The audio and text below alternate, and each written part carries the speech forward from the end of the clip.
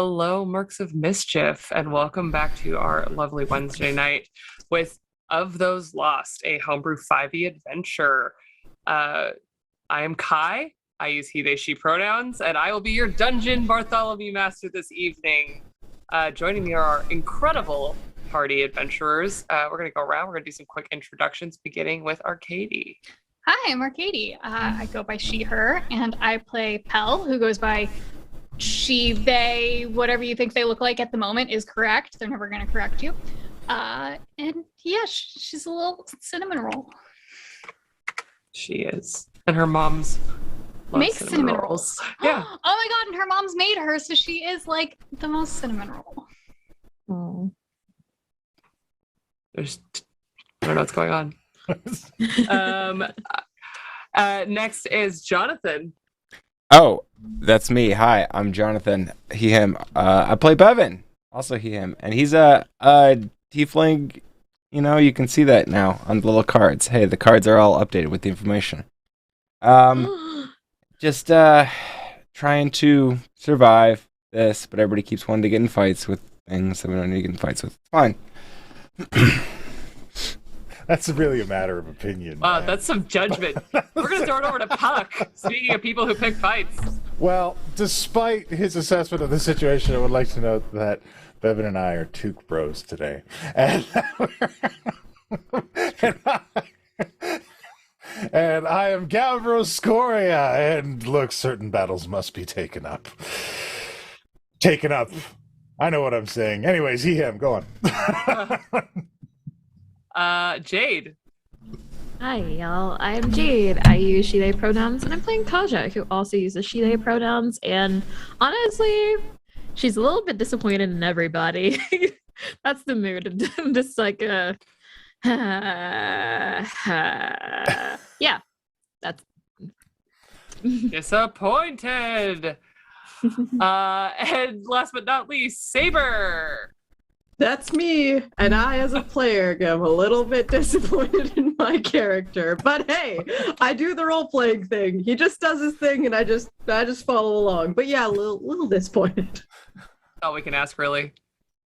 Well, before we get into our recap, we're going to talk a little bit about our amazing tip system. If you look, everyone has these little coins at the bottom next to their character portrait, and those coins represent one advantage roll on any skill check. It's an inspiration point, essentially. Or they can save 5 of them and turn them all in for a flashback, which gives them an automatic success on any skill check. And the way that they earn it is they actually have to tell us all a story of what they did in the past to then earn that automatic success. And sometimes it makes for some beautiful storytelling. We've had some pretty fun ones so far. And then the last thing that your tips go to is that lovely meter up in the top corner, just for me times. That little meter, the chaos meter, if it does fill in the evening, will unleash a moment of chaos, whatever that might mean.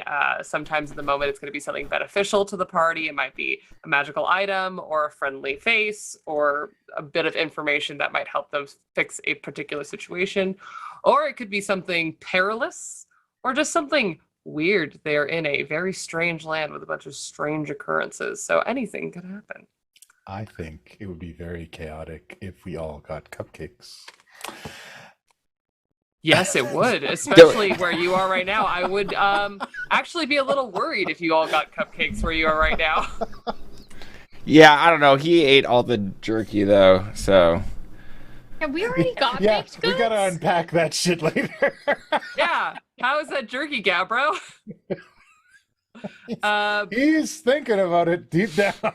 Yeah, so I'm gonna pass it off to the table to give us a little recap as to what's been happening on our adventure. Well,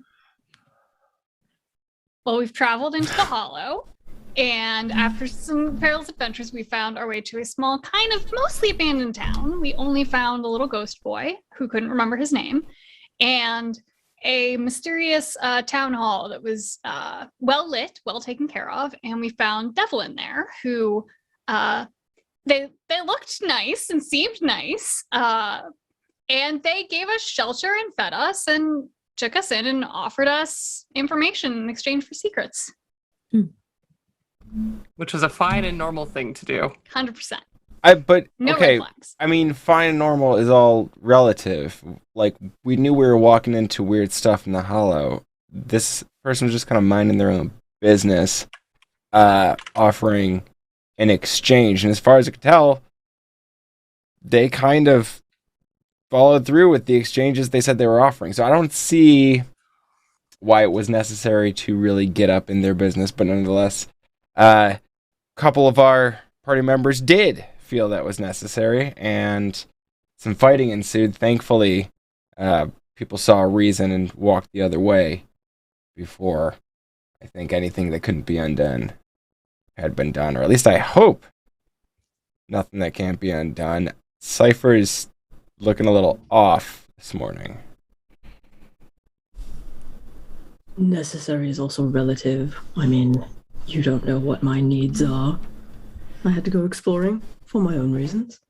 And I brought a friend. It was fun. It was scary. It was scary for some. What was scary was what happened to me over the evening. I had a fright, and I woke up to Bevan waking me up, and it was, yes, quite terrifying. I'm not myself. I'm not well.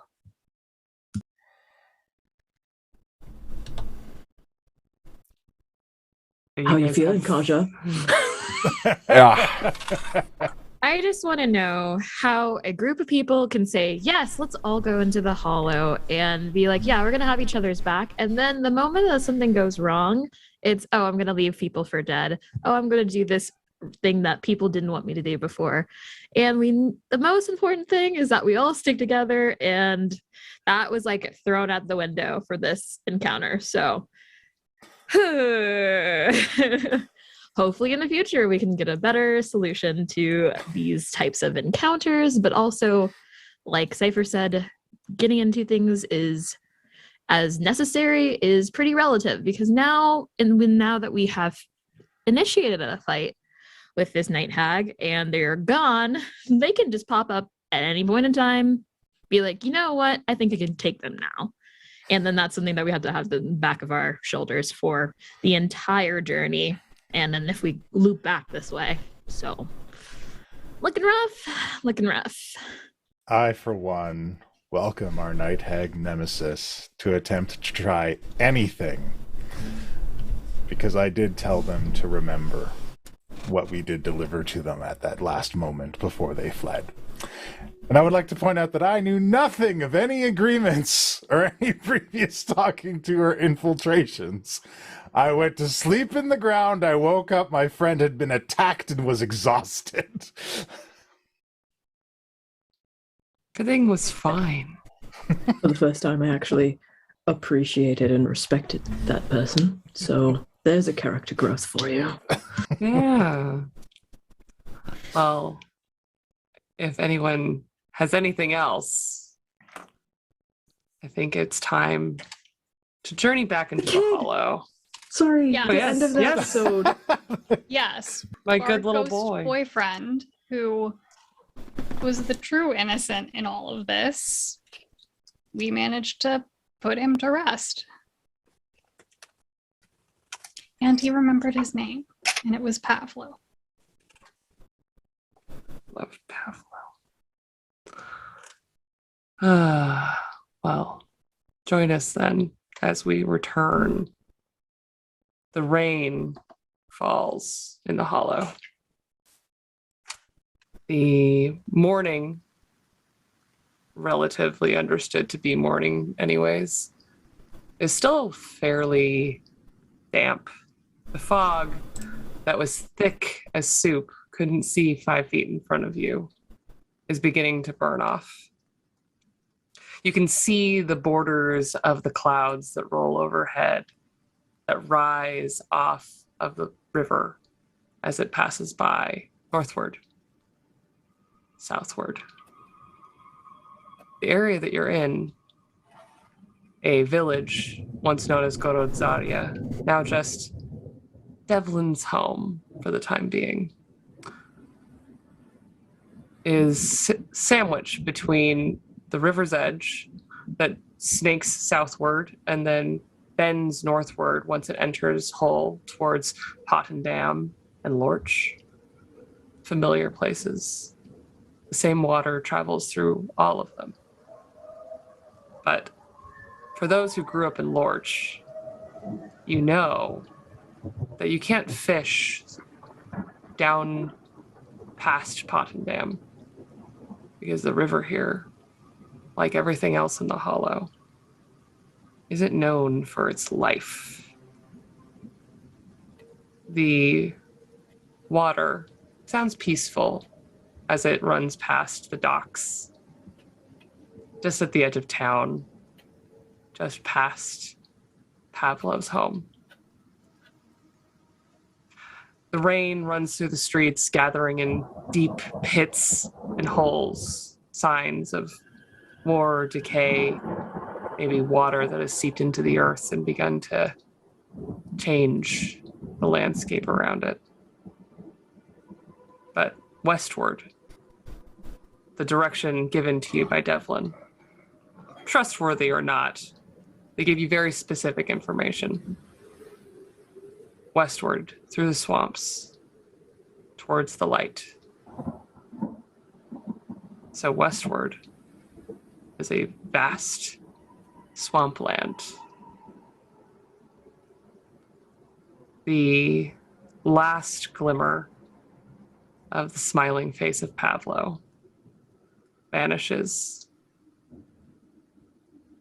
leaving just the bushes, the rain, and the wet earth. Where do you travel next? I brush the grave dirt of Pavlo off my hands. And as I stand up, I round on Gabbro. And you are all used to seeing Pell make herself look better. Only one of you has seen her make herself look worse, though. And as she turns, she is bone with pale, corpse-like skin over top of her drawn bones. And cheeks are gaunt, and her eyes are sunken and milk white. And you realize you're staring down, essentially, Pell's corpse. That was dumb and needless, and is the second time you have dragged us into a dumb, needless fight here. They were going to let us go. They gave us food and shelter. You broke their cabinets, and then you attacked them in their own home. They took nothing from us that we didn't freely give. They gave us nothing we didn't ask for. You're wrong. Am I, Cypher? Yes. What did they promise you?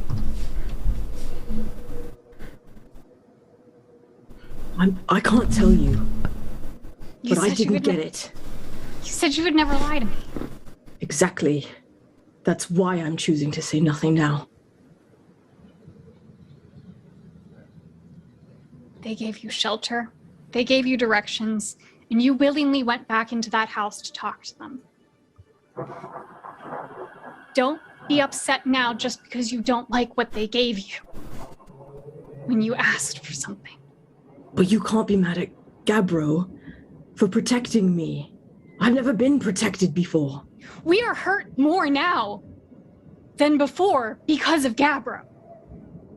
No. That individual has to take responsibility for their decisions, too. They literally fed on Cypher's life force. Did they? You don't know that. They gave us everything we asked for. We were incredibly rude, and we could have walked away, and now we are all hurt more than when we woke up in this morning. And this is the second time. Gabbro called down those monsters on us yesterday. It got all of us hurt. Bevan was hurt so badly. You hurt my friend, Gabbro. Should I fight you now? I can't believe this is coming out of you. I walk away. I'm still waiting for Gabbro to reply because I'm talking to Gabbro and not the rest of you.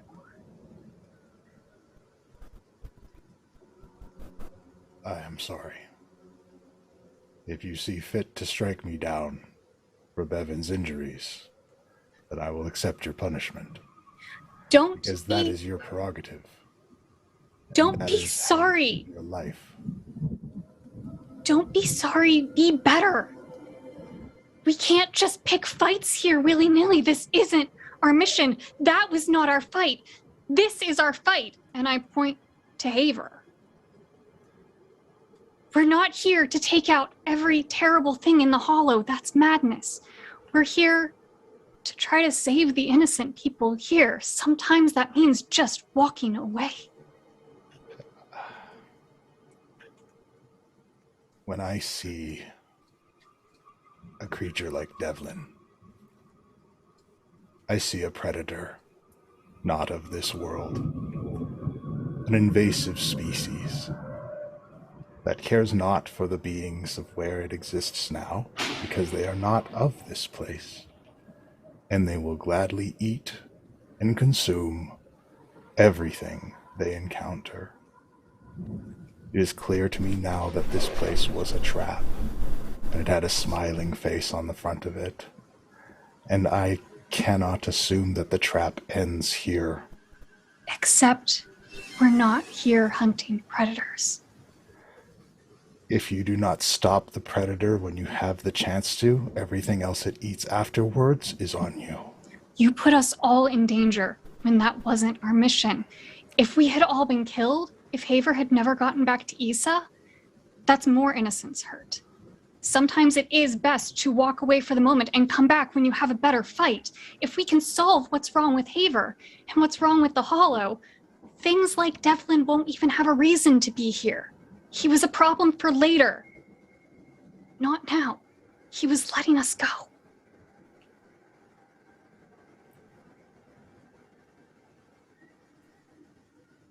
I couldn't leave the question as to who he would hurt between later That and is now not unanswered.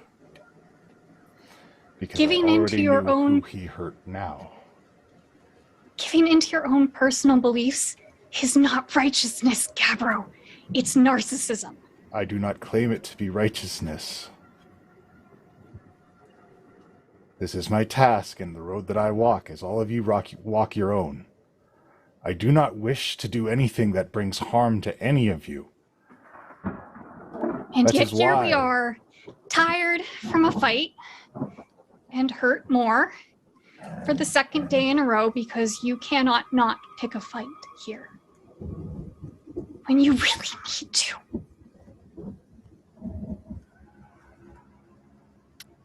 Bevan has turned and gone after Cypher during this conversation. Be that as it may, of attracting more fights than we necessarily wanted to sign up for in the beginning. Let's just go back to the first fight, for example. I think that they were probably going to approach us anyways. We were being really sneaky. These are things that we don't even know if could happen. Could we have snuck that entire way? Maybe not, but we'll we? never know I for did. sure. I think I did. Haver It doesn't, the what ifs don't matter. The what happened does. And what happened was we all got really hurt and we didn't need to. Did you think that us coming into the Hollow was going to be sunshine and rainbows? Of course we're all going to get hurt. I thought we wouldn't be announcing our presence and taking on every evil thing here. I thought we were going to get Haver to Issa and help people, Yes, not but try to along wipe the out way, the evil single-handedly. We're not trying, at least to find a middle point between your point and Gabbro's. I think that, yes, war cries and excess things are not the smartest thing to do at this point. But when we are in those situations, when we are in those life or death situations, if you in particular are like, no, I'm going to leave my comrade to die. I cannot abide by that. That in itself is also a very huge problem. I'm not going to die for your righteousness, Kaja. Okay. I'm not asking you to die for my righteousness. I'm asking you to be a good person, like I thought you were. I would rather no one dies. There's been apparently enough of that. Again, we're not here to fight monsters. We're here to help innocent people. We're here to help people like Pavlo. And none of you did. And I'm going to walk away and start trailing after Bevan, because I've really said everything to Gabbro and Kaja that this was a needless fight. Kaja. Hmm? Yes. You think that we could have gotten away from that? Without a doubt. It would have been hard. It would have been uncomfortable. But we definitely could have gotten out of that. And that's not me being boastful. Our team, whether they think so or not, is actually quite skilled. It's true enough. I don't want any of you to die doing this. As long as I'm still standing, I'll make sure that that does not happen. I just have an issue when we have an accord and then someone decides it's too hot and then they leave. It is not something that I can tolerate, honestly. It's also dangerous to divide your group. Yes, and dangerous to divide the group. It's also dangerous to have so many arguments within that group, because then that group divide might be more than just physically. Yeah, when the guard got complicated, we had to deal with it. Ease is a big town, but sticking together is the only way to get anything done. Yeah, and that's what we'll have to do. I can deal with my own distaste. As long as we can mend everyone else's relationships to a working relationship, then I will be happy. We can do it. Thanks. Oh. And then there's something wrong with Cypher, but I'll have to grab them wherever they went. Yeah. Did you see where they went? where would Cypher settled into that I could catch up? Speaking of Cypher, Cypher, where'd you go? Is the river far from where we are? No, not at all. I walk to it still in ear range if need be, should someone yell. But I'm just staring at the water. Probably You step closer. You feel your boots. What looks like should be hard ground has begun to succumb. The river's edge is beginning to decay, and the river itself is now mixed with the mud on the shores and in the streets, even consuming some of the cobblestones and things that were once in the area. Your boots stand in the mud. And you hear, unless you're sneaking up on him, Bevan. No. I'll come up just next to him. Stand there for a minute.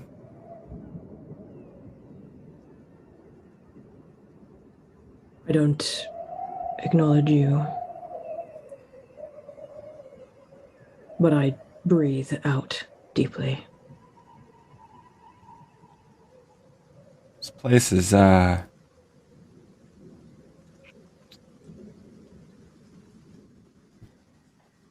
a lot. Hard to say any of it's good. But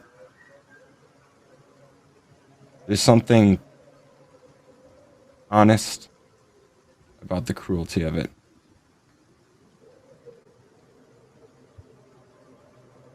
Are you sure that you didn't get what you asked for?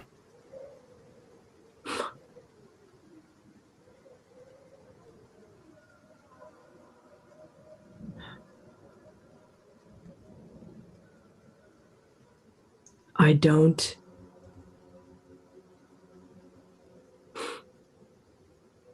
I can't be sure. No. I don't think this is for me, Bevan. I don't know if it's for anyone, except for the things that come through. Like Devlin. Like this place is for them now. I didn't mean this place. This place is very much for me. I could have lived there. I could have stayed there.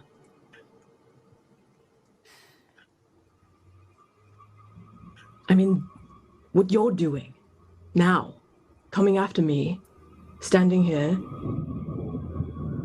with kind words and soft voices, that's not for me. I liked it temporarily.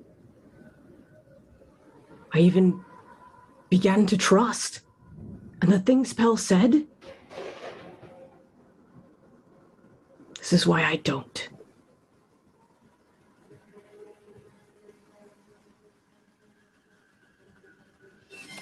I used to think that this place did nothing but corrupt. Just take the worst and make it worse.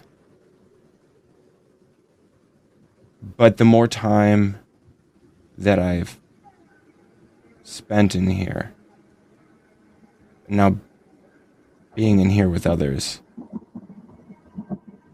I think it reveals. You get what I'm saying? Like, I think some people, some creatures can become lost to it completely. But if there's something that you are, you will continue to be that. And probably more so.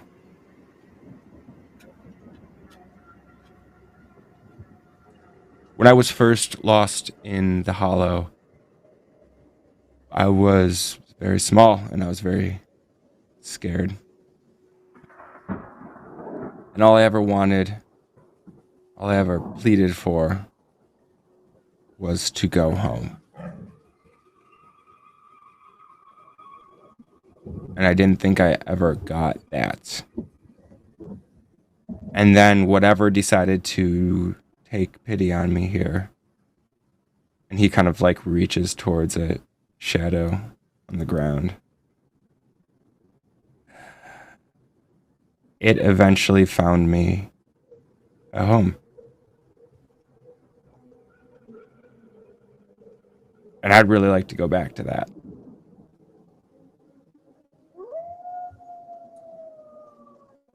Then why'd you come? Why not stay at the bakery? Well, you have a home. Pell can make her own choices. She's made that clear.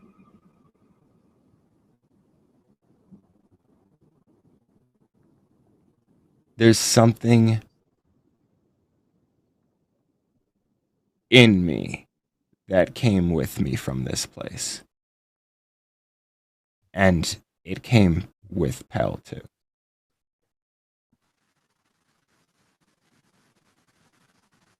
And I think it's important that she understand at least as much about it as I do. And so I can't put it off anymore.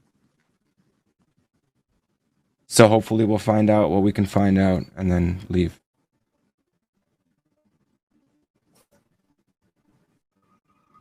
Then you're going to have to convince her that when we get into situations, however we do, that we are flawed beings that make mistakes and do things that we think is right in the moment. But we cannot, under any circumstance, turn our back on one another. Ever here.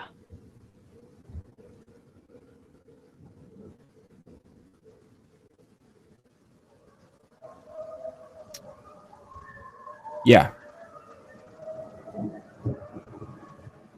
At the same time, we need to be thinking of the well-being of the whole group before we take actions. And I think we all We ought to do that. need to do that a little better.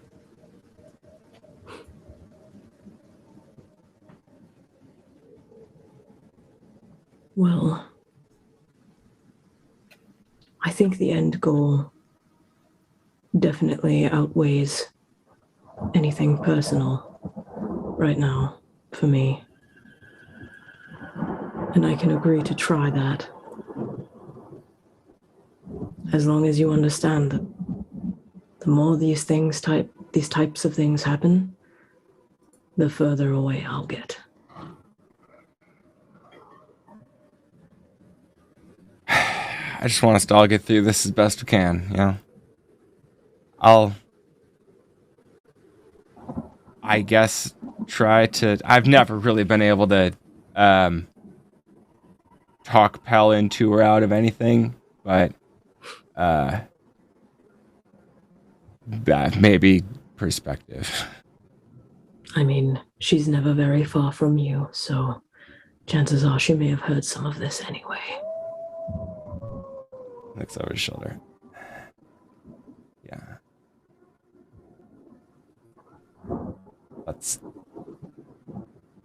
Let's all maybe talk.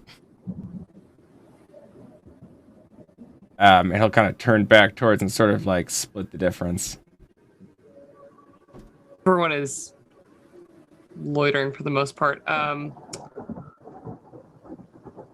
Gabbro, Yes. what have you been up to during all of this besides listening? After everyone departs, Gavro kind of lets out a sigh. Steps over to the little grave for Pavlo. Places his hand upon the earth and says a little prayer for the boy to return safely to the cycle.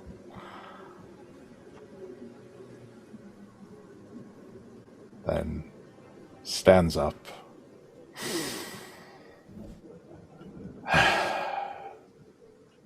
All right.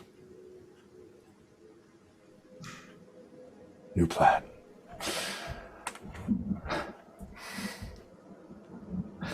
And just kind of steps forward. Big dumb Gazbro smile returns. Nice. When will we be heading out again? Hell, you have gone off towards Bevan. You see Bevan and Cypher separate a little as Bevan turns back to all of you.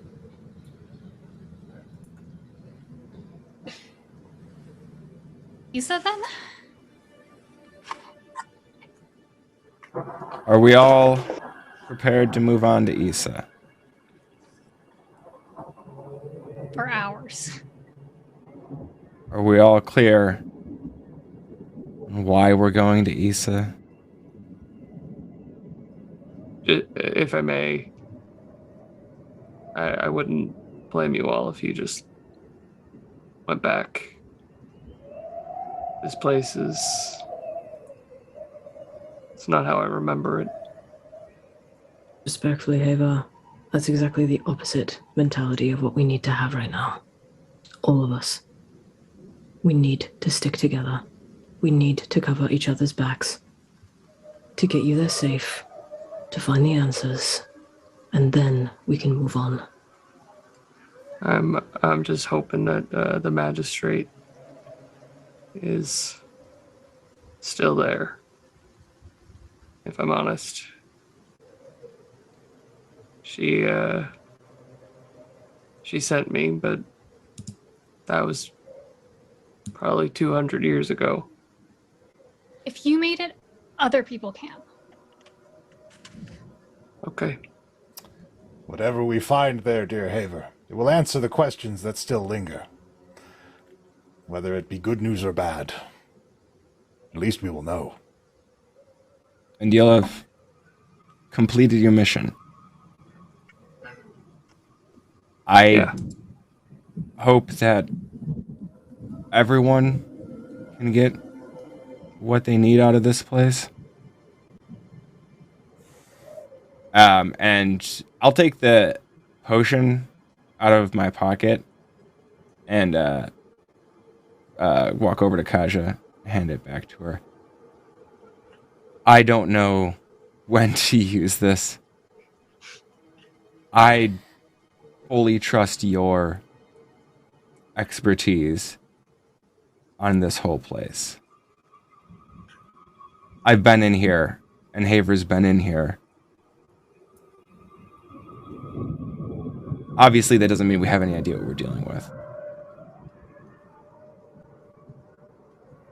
If you say we need to fight something, I'll fight it. I appreciate that.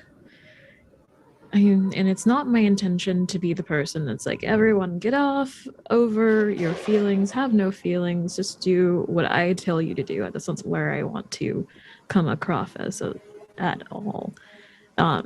It's just that this is a very dangerous spot, and some of these creatures, I'm sure I'm not the only person who knows how they work very, very secretively.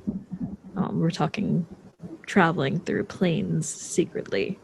So, in the event that they are hostile, whether we made it them so or not, then it would be in our best interest to end it. That is my professional opinion.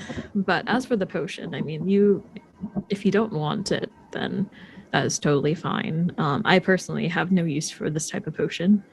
But would anyone else want this? What type of potion was it again? Yeah. It provides about a good resistance towards necrotic damage, and a lot of creatures that I could assume will be here use or deal that type of damage. Yeah, someone up front, maybe. I could maybe use that. Okay. I just have no idea what's gonna do necrotic. You know, it's all hurts. In all fairness, Bevan did get the life almost sucked out of him. Is that what that was? Okay. When you bleed a lot, your life kind of leaves you. That's like how that. Yeah. Got it. Anyways. I am prepared to move forward. As am I. I acted recklessly. I do not frequently travel with a group. How do you survive by yourself? The earth takes care of me. Like, Well placed, Hal. That owl, yeah. The earth takes care of me. I've never questioned it. Man, must be nice. I think we're going through swamp. We're heading into swamps. Bevan will take a lead because this is a favorite terrain for him. So I'm gonna keep our speed up while not being noisy. Cool. And I'll drop it past that trace. There we are. Great. Pass all the trace, 1 hour. We ride.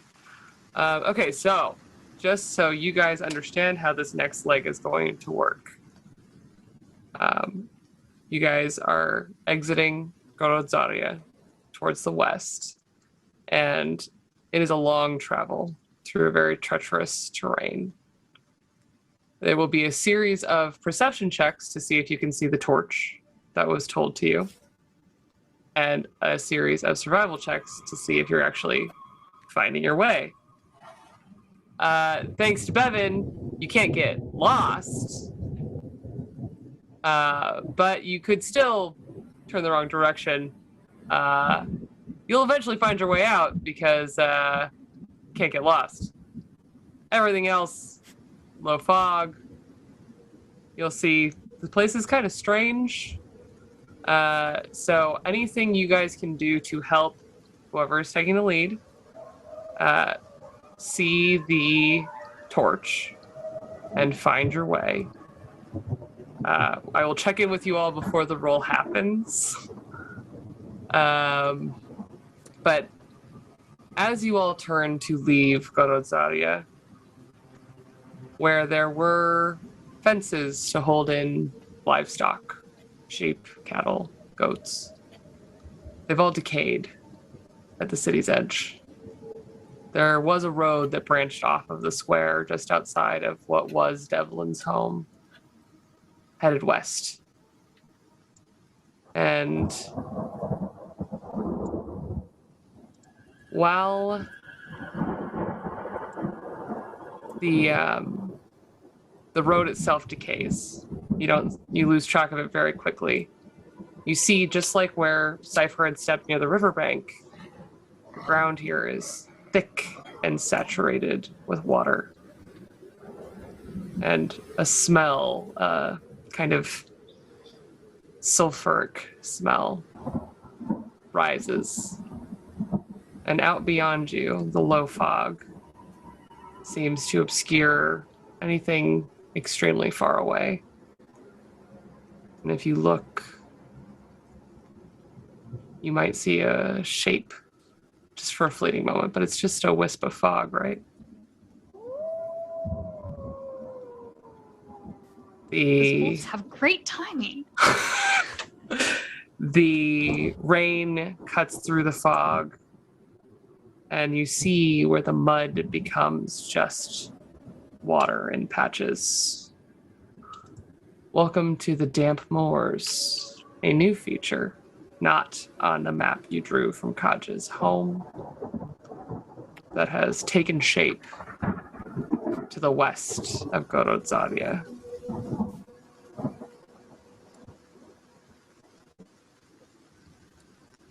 The fog, you look out. Who is going to lead the watch as you all cross the moors? I'll walk with Bevan. I think, yeah, Bevan's taken some lead in this if nobody's familiar with the territory. Now, Bevan, are you concentrating on crossing the land or looking for the torch? Bevan's going to be concentrating on keeping an eye out for threats, but largely because we're in a marsh swamp area, footing is going to be kind of his first focus. Make sure nobody falls into a bog or something. So you're going to be looking down. I'm also going to have you roll a perception check on top of your survival check as you enter this area, but we will come back to that. I said I would bring up the rear, and my focus is on enemies, creatures, particularly undead creatures. Head on a swivel. Yeah. Got it. Who is looking out into the fog for your path towards the torch? You are. Yes. Wonderful. Okay, then I'm going to have Kaja, Cypher, and Bevan all roll perception checks for different things. Okay. 30-20. I will get advantage on this one. Where's my reload? Okay.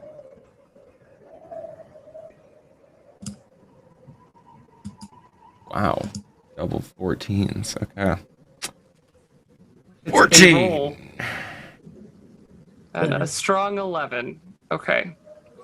We're going to start with Cypher. Cypher, you look out into the fog. And for a moment, you see what looks like a flickering torchlight. And it bobs without you moving, as if someone is walking towards you, and slips behind a short shrub that has risen out of the ground and vanishes. Either the torch you're looking for is moving, or perhaps that wasn't it at all, and there's something else to be seen here. Kaja. I'm gonna fire up the old senses. Yeah, that seems smart. Kaja, what did you roll? Dirty 20. Dirty 20, that's right. You see so many things. You look around, and of course behind you is just the end of the road leading away from Gorodzaria, the remnants of what was farmland. There doesn't seem to be anything following you from the small fishing village.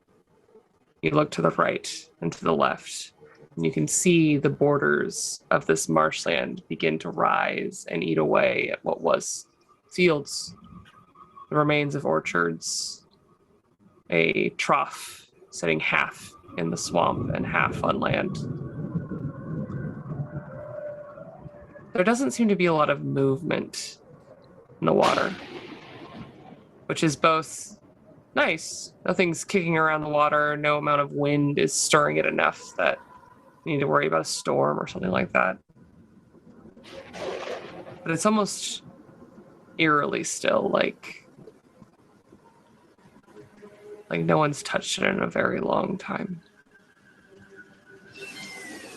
You walk to the water's edge, looking to see how the ground is even going to behave once you step on it. It has moss and kind of a yellowy sort of plant life that grows from it. And you take your first step, and you see that it just depresses a little bit of water out. And you see into the water, just for a moment,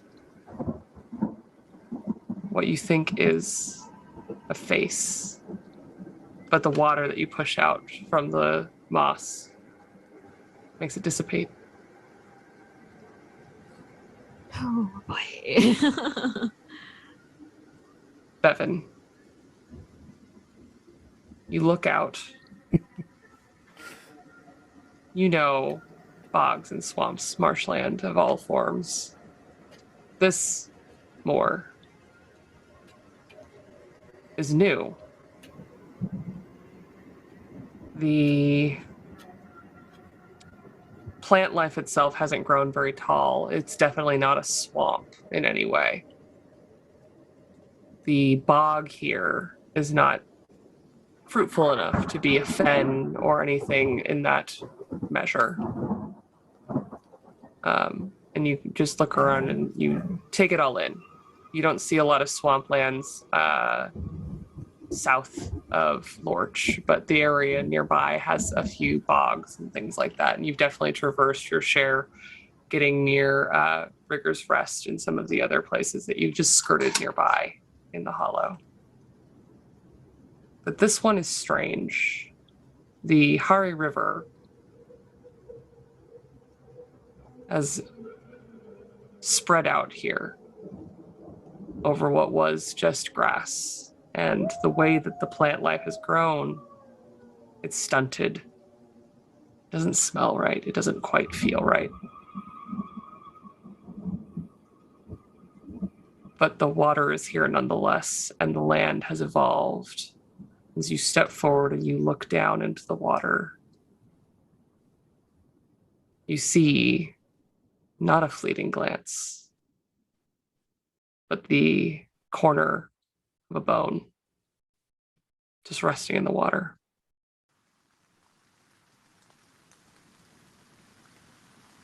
I like to use the feature Eyes of the Grave to see if there's any undead within 60 feet. Okay, we have two similar things going on at the same time. Yeah, I want to peek into the ethereal. Great! Activate sensors. Honestly, that's only High alert! step one. So Yeah, great. You all look around, and we're going to start with Gabbro. Gabbro, you sense immediately that there's something ill about the land here. And you reach out, and Water plagues us even deeper here. you do feel the fell presence of water as it is on your face, in your armor, and starting to get into your shoes. Soaking into all the everywhere. land. It permeates this place. I didn't even think about Gabra's gonna hate swamps. It's evil soaks Swamps and this land. volcanoes.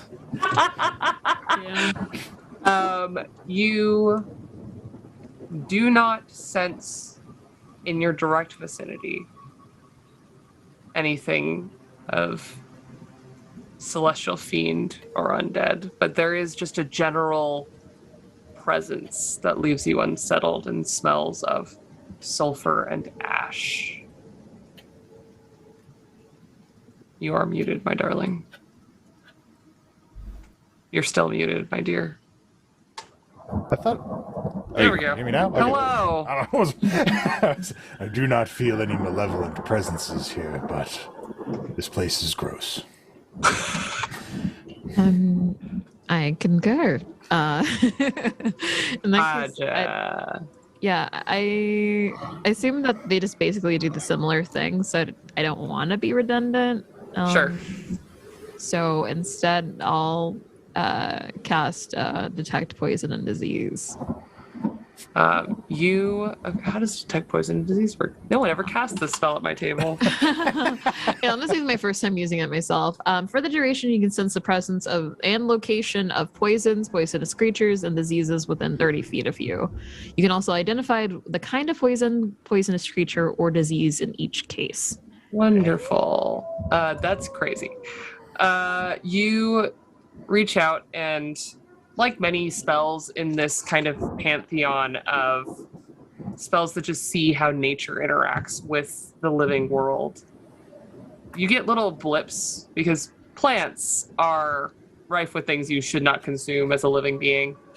But in particular here, the plant life, that yellow tinge to it, there's a sickly nature to it. Not poisonous, but actually an illness that has set into the land itself.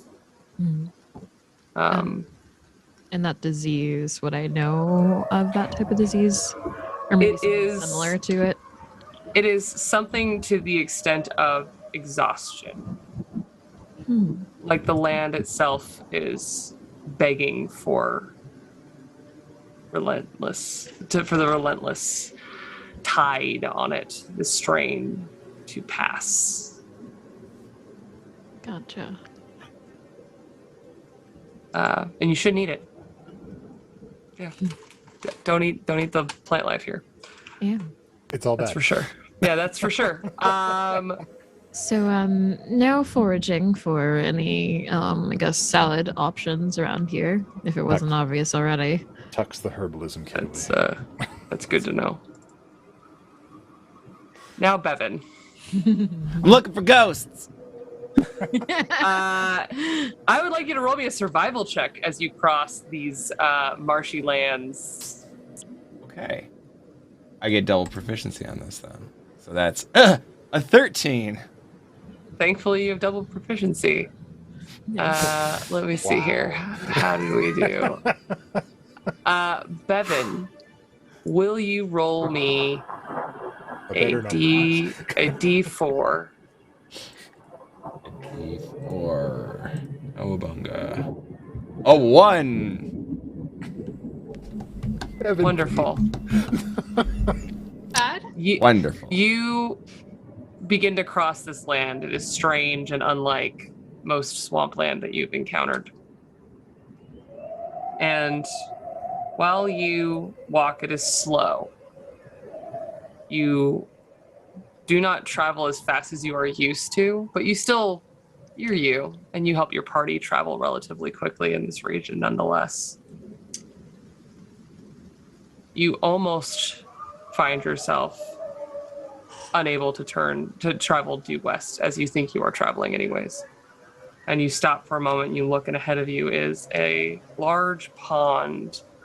While you are there, I'm going to go around for this particular one. We are going to start with Gabbro. Gabbro, will you please roll me a D100? Of course. Here it is.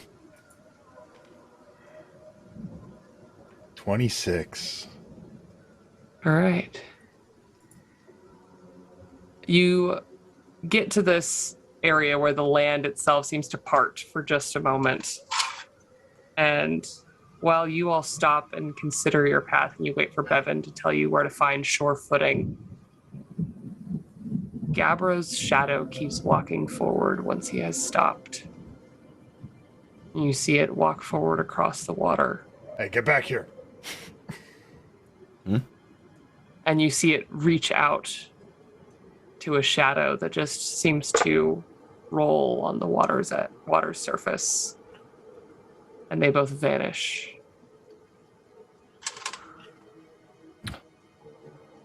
Step back from the water. Shadow cavorting with water.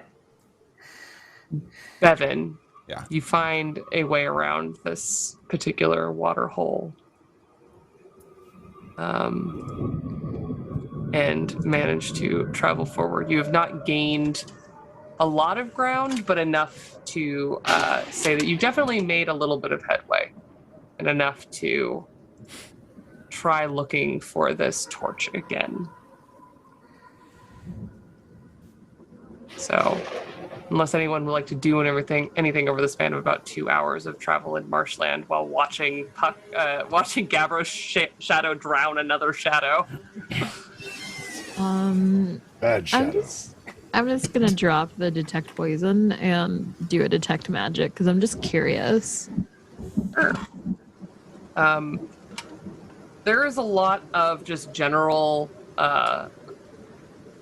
energy in this region, and there does seem to be something resembling a curse on this land. And I will say, given your speciality and the things that you have studied, there is a curse of what happens when you don't bury your dead upon this land. You've seen it once or twice on defaced graves and things like that. Graveyards and places where the dead have been desecrated. But it permeates everything here to the point of illness. And you understand that not only is that just a problem in general and people should really take care of their dead, but it is actually what has evolved into the disease and the other peculiar effects that this region has taken on. You are in a haunted land.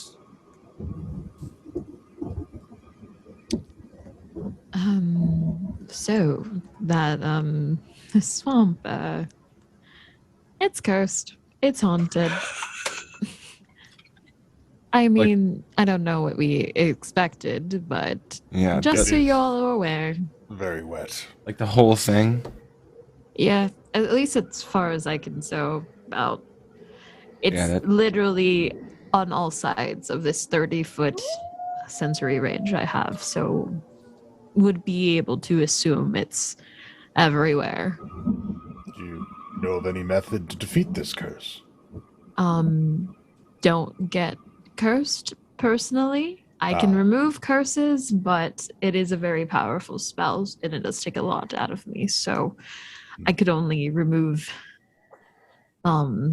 probably like 3 or 4 curses, but I would be pretty useless for any type of healing I see. or offense. Whoever Kaja. the curses, preventative medicine is best.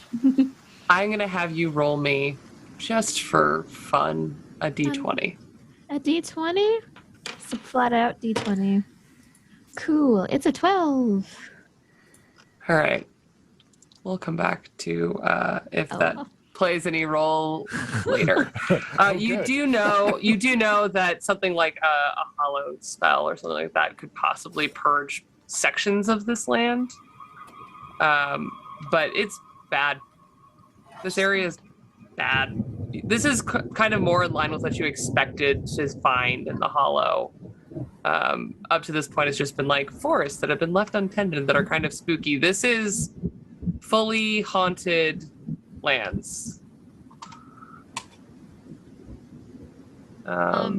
If we're going a little bit slowly, I'm gonna scoot up to where Bevan is and say in our chittering language, because I don't want to give it away if he's unsure of himself. But are you seeing what we need to see?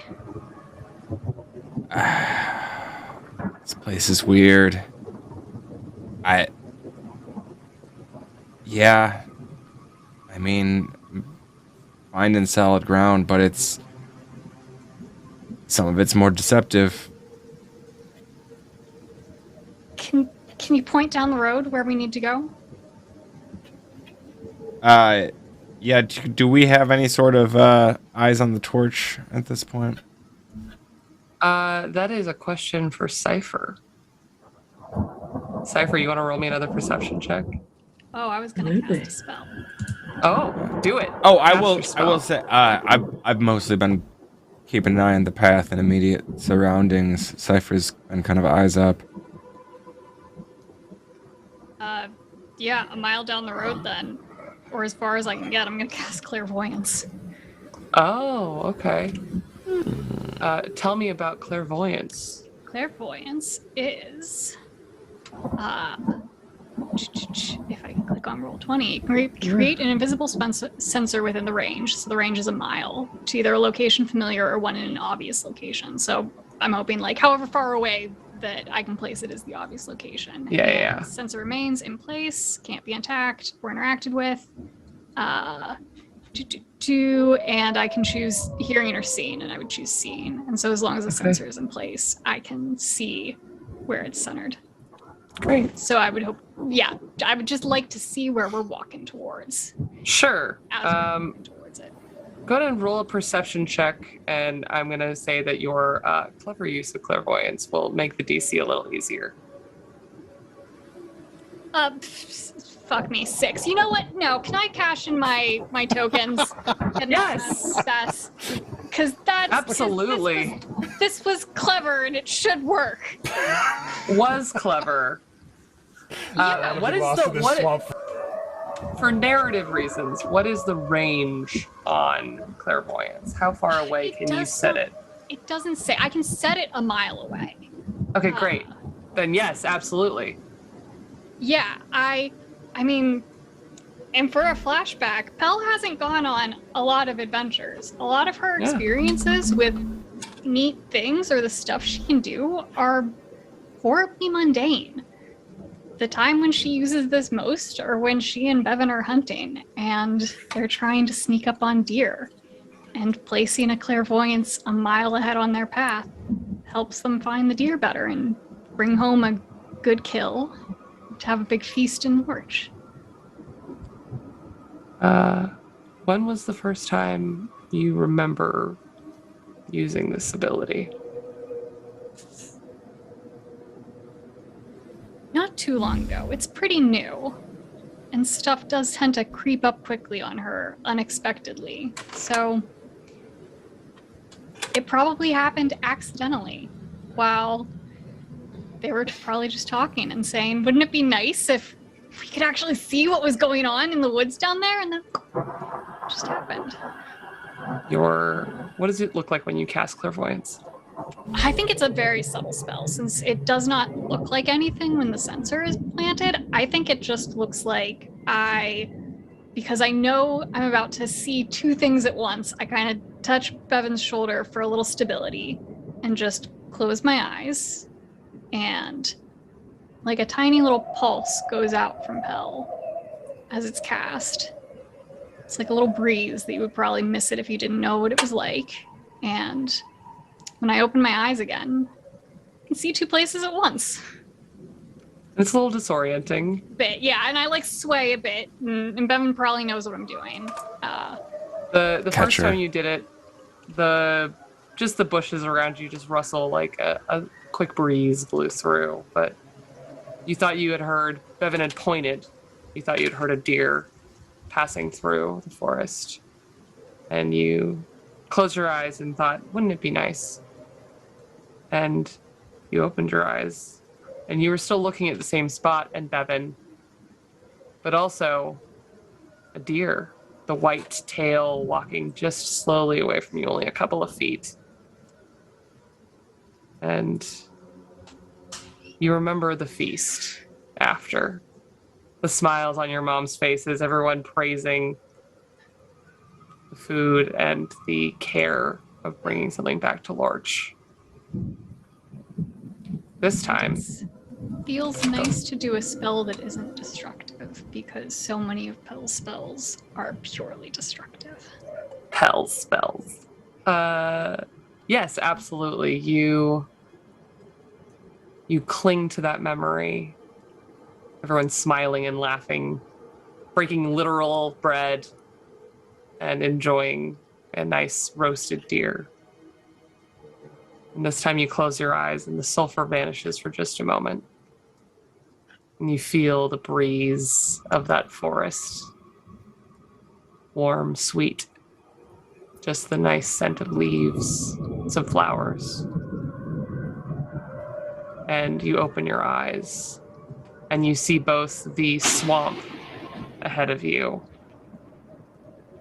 and not clearly at the edge of the swamp, but at a great distance, just a little up of what would be like a straight line on the horizon. A very large, bright pyre burning, hanging from a post. Yeah, I will say to the rest of the group in common. I thought we were looking for a torch, but all I see is a pyre. Is that a torch? That's probably what they meant. I mean, if you're, using a beacon, I'd assume it'd be large. Is it not strange for it to remain lit for so long? I'm sure They somebody's. didn't say who was lighting it. But what other option do we have forward? Everyone would like to move out of the haunted swamp. I concur. I think I remember that pyre. Ah. So we're Good. moving into Do you more familiar remember? territory. There's a watch post that was supposed to be off of the road that had a pyre leading to Isa. I don't know why it's still lit. Perhaps it is a signal. I'm sure we will find it once we approach. I mean, with Fair those visibility conditions out here, I'd imagine that those who apparently are making their home in here, who or whatever they are, still need to get around. Yeah. Well, Pe- it looks like it's a little further than a mile away, and I'll keep my sight up to it open as long as I can, which is 10 minutes. We should walk towards it, and if somebody can help me walk a little bit while I keep an eye on it. Pick her up, piggyback. Perfect. yes, Swampland says piggyback all day.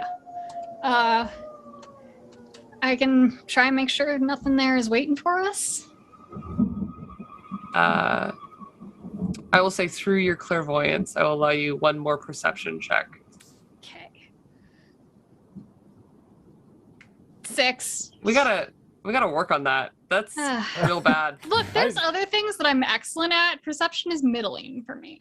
I'd try. Mine's only +1. Mine, I mean, Yeah, shockingly, It's- is one better than that. It's only because she's looking through the clairvoyance that she can even look to see what's near this torch that she found through a Hail Mary spell. It's a little disorienting. Yeah. Okay, well, then the torch has been found, so you do not need to, at least for the time being, unless something goes horribly wrong, roll any more perception checks on it. But you do still need to cross the swamp, and it is a ways away, and it is slow going. So Have an idea. Dungeon Bartholomew Master. yes, oh great Gabbro of the earth. Gabbro can coax plants to do things. Sure. With his brand new shiny plant growth spell. Mm-hmm. Would it be possible for Gabbro to grow a kind of, what is my distance here? Yeah, what's the area of effect on this guy? Okay, now there's two ways we can do this. One is 100-foot radius, Okay. and the other is a half-mile radius. Okay. The half-mile radius is an 8-hour spell, and basically makes the plants like healthier, increases their yield. So, my proposal to you, Dungeon Master, is if Gabbro were to say take 8 hours to increase yield, increase plant health, to make maybe a healthy patch of plant growth from these sickly plants over a half-mile radius, perhaps a nice, healthy plant path for us upward to this place. You want to spend 8 hours in this swamp? I mean, look, what's how long it's going to take us to get this, get to the other side of this otherwise? If you were a normal person, pretty long. You from what you can gather, Bevan has already cut down a lot of the time being familiar with how swamps work. And just the last 2 hours of travel, you're like, I could not have done that on my own. Water is my enemy, and I do not know how water and earth being mixed together works. No, it's bad news. Yeah. All right, so then alternatively, could I use my 100-foot to at least give us a little bit of like a tight-rooted walkway to walk across? For 100 feet? Yeah, absolutely. All right, then I'm gonna. It will simplify the next leg of your journey for sure. As I say, yeah, could we like there's a point where it's the Bevan gets uncomfortable, the ground is real soft. Like, can we maximize the utility of this? Yeah, absolutely. You begin to skirt this. I guess can I wide help with this? area? Oh yeah, absolutely. I will say you're looking at this area where your shadow just drowned another shadow. It's quite a large area of just still water that in areas looks like it's pretty shallow, but there's areas that are very dark, and in the low mist you really have no idea how deep it is. And the new breath of the earth that has been granted to you comes to mind. All right, Earth, we require a firm path to take us through this treacherous water. Please hear my call and grant us 100 feet of respite. You reach out and ask, and there's a moment of stillness. And then the yellowy moss underneath all of your feet grows green and begins to stretch out. And you see sections of roots begin to rise out of the water, just the tips of these little blackened roots searching for air. And the moment they hit the air, they're not yellow. They sprout and twist and form these dense pathways, nodding like baskets and fitting together as these green, sort of shiny mosses intertwine with each other and form hardened paths. And you see how they displace the water and ripples spread out. The place where your shadow had fallen has grown over, and the earth has rebuffed the presence of the darkness for the moment. And ahead of you all is a bright green, healthy bridge of freshly grown plant life for 100 feet. At the end of that bridge, Bevan leans over and picks off some berries that have grown. I'm gonna use a good berry casting. This is a good flavorful spot to get some good berries in the pouch. I love this. I can only do that one more time today.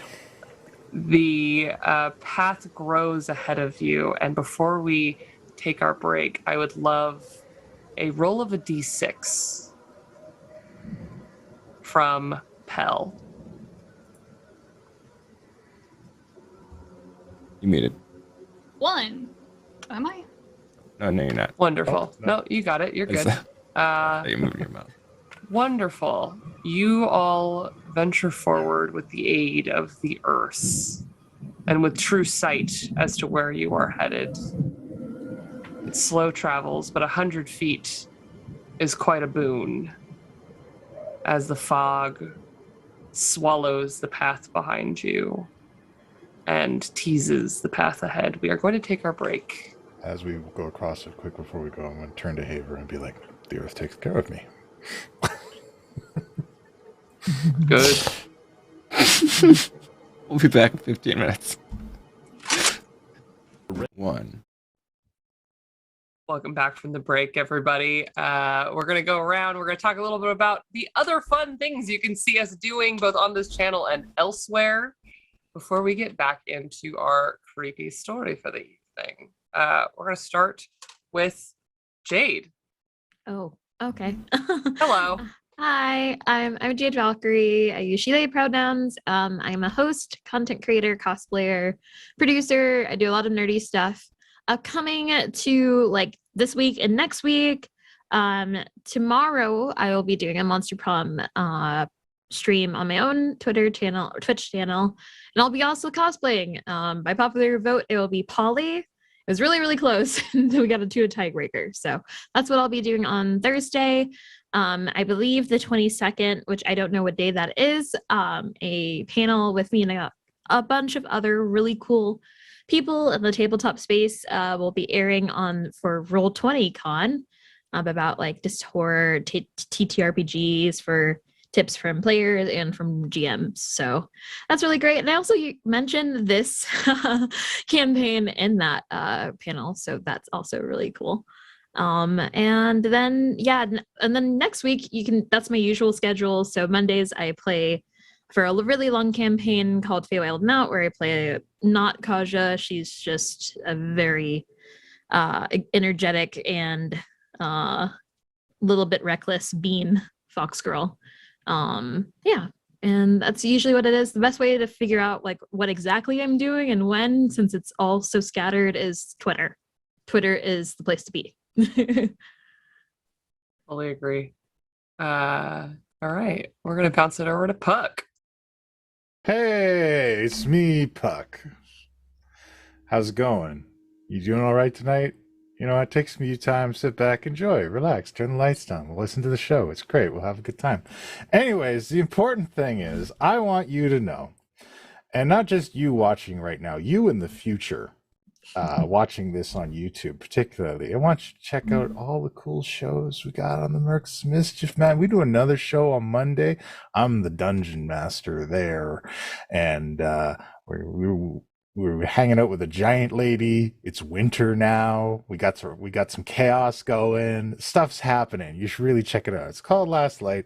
You want to check it out over there on that. And you want to see my videos if you want more of this charm and charisma coming directly at you into your eye holes through the screen.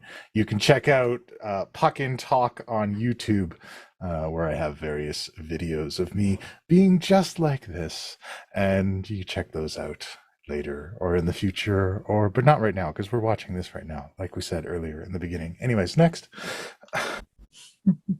Doing so good. Honestly, just tell me anything. Read the phone book to me. Jonathan. Hi, I'm Jonathan, he, him. I play Bevan, who is also he, him. I'm the producer here. So you'll find me here pushing buttons and playing characters on Mondays and Wednesdays. Other than that, you know, I sometimes I do other stuff, you know, just stick around, follow my stuff. You know, maybe I'll do things eventually. I don't want to make any promises, I guess, because things are up in the air and things are busy. And I had COVID for like 2 weeks, but I'm all right now. So yeah, check out my link tree and see various things I do and make around the internet. And That's very true. You do Yes. make things. I do things and make things. All right, Arcady. I'm Arcady. She, her, and I play Pell, who's she, they, whatever. And I forgot what I was doing. You can find me over on my Twitter, which is Arcady Koshka. There we go, where I do like cosplay and makeup and hang out with my cat and hang out with people in general and talk about movies and stuff. You can also see me over on Puck's show on Mondays here at the same time. Where it's getting snowy and spooky and cold, and I think we've made pretty good choices in that game so far. We're doing okay. You've opened up negotiations with the giant kind territories. That's huge. Yeah, I Was don't that think Huge like an feather. unlike here moment? it was. I was gonna be like, and just like here, we make poor choices, and I was like, have we made poor choices? I'm not actually sure we have. I think we're being It might fairly come, responsible for once in a game. We've been pretty responsible. Yeah. Look, we have like a mission, and we're on it. And so I think just giving us a very direct mission has helped keep us on track. So you can watch us be very competent on Monday nights over here. And I know it's a little 2 weeks from now, so it's a little far in the future, but I'm going to be on Friends Who Roll Dice on their 24-hour charity stream. I'm not playing for 24 hours. Thank God. I'm only playing for 4. I'm going to be in their Apillion game, so I get to be a little baby dragon. So I'm very much looking forward to that. And when it gets a little closer, I'll have the timing and other people who are going to be little baby dragons with me. But yeah, that's what I'm up to. Love Friends Who Roll Dice. That's fantastic. And Saber. Everybody, Saber_Sensei on Instagram to check out some art stuff. And I will be I play Cypher, they, who's a special boy. Theatrical Halloweeny show coming up for me next Friday. Yeah, that's right. I'm going to play 2 sessions in 1 week as a teacher. It's a thing. What is sleep? Marking all day, every day. But it'll be over on Dirty 20 Gaming, so check that out on Friday night next week. I have no idea really what it will be. It's 5e, and it's theatrical, and it's Halloweeny. So otherwise, improv. And that GSA conference donation game that I pitched last week is a go. We've got a couple players already in place, and so stay tuned for the date. Gender sexuality alliance is really important, and I think most people who watch streams like this know that.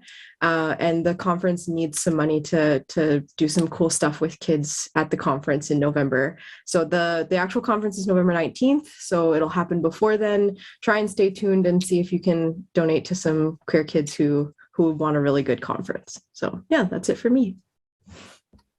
Love to see that. And I'm Kai. You can find me on all social media platforms as Estella Vimladris. The spelling is in the chat. You can find me here for at least 3 more weeks until we're probably going to be wrapping it up. Enjoying this fun adventure with these wonderful people. You can find me in 2 weeks on the 1st, right? That's the 1st. That's how dates work. Yes, on the 1st, with the finale of my Vampire the Masquerade Chronicle, Manhattan by Midnight, over on Going Critical RPG. You can catch the VOD for my Transplaner Shoot Your Shot one-shot that I had so much fun playing last week over on the Transplaner RPG Twitch channel as a undead Harangon warlock, having the time of my life. And some other unannounced projects. And then on top of it, coming very soon, my podcast that I've been producing for a very long time called The Lore Brewery, where we will be dropping our very first episode in the next couple of months. There's only 2 left this year, and we gotta get it out there before the year ends. So coming soon from the Lore Brewery, will be a one-shot adventure called Ashes and Dust. It is a 5e post-apocalyptic adventure DM'd by yours truly, in which the world ends and brings magic with it. Stay tuned for that very soon. But in the meantime, please enjoy our fun adventures here in a haunted swamp with these delightful humans doing totally normal things and making very normal choices.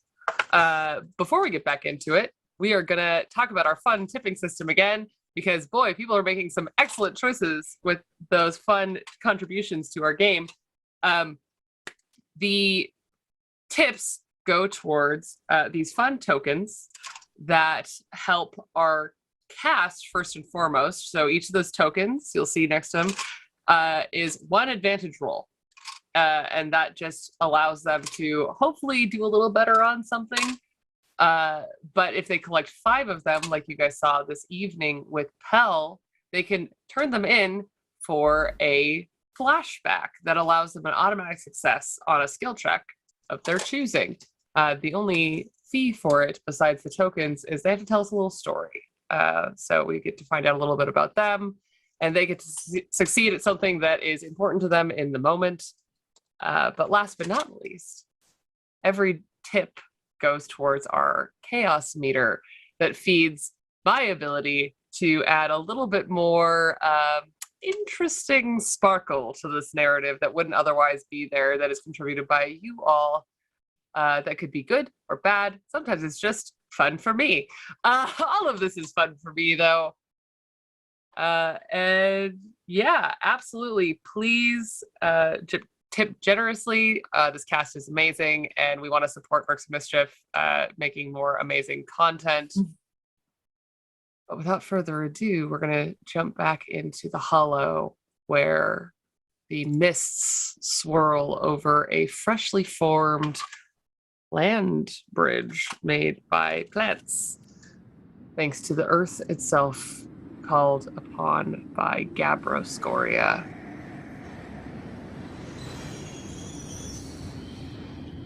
You all walk along this freshly grown plant life, and while you can see the occasional light flicker here and there in the distance, for at least the duration of Pell's spell,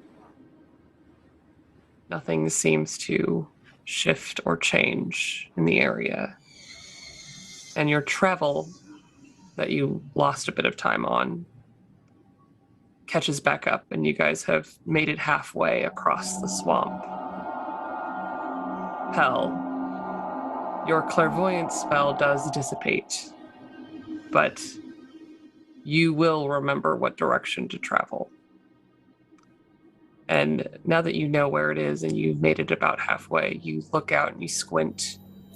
And even though your spell is gone, you can see just the occasional flicker of a stationary light. It's a ways away, but it's there, guiding you through.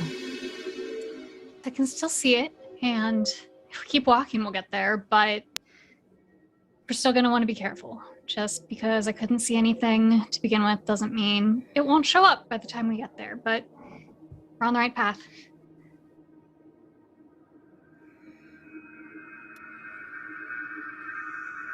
You reach the end of the plant bridge, the green foliage fading into an ombre of green, into browns, into yellows. And it stops. There's enough room that you can step off onto another damp little land mass among the swamp. Tap the path gently.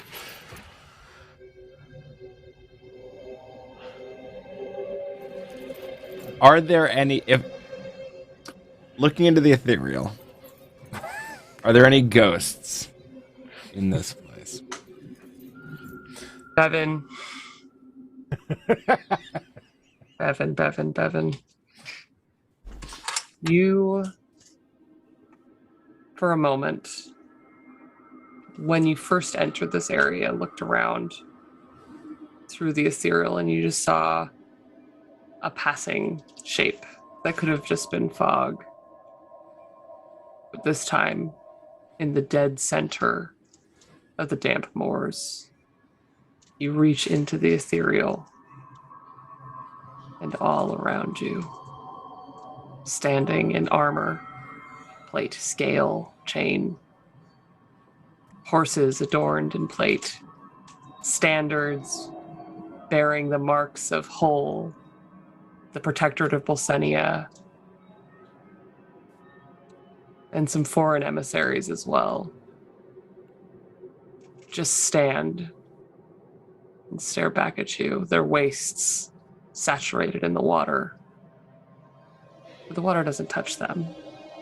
They're not really here, but they are watching.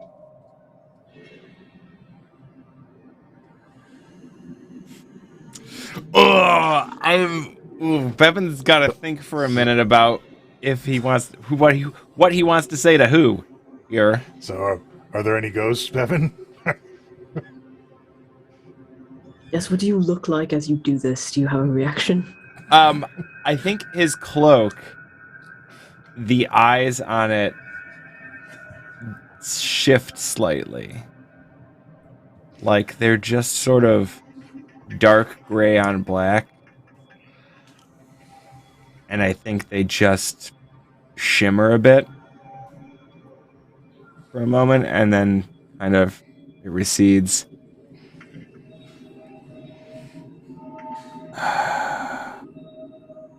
Yep, swamps haunted. Yep, haunted.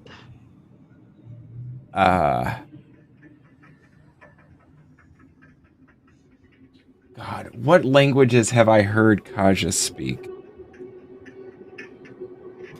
Celestial? Or infernal? I think you definitely heard her speak Infernal, and Celestial, yeah. In Infernal.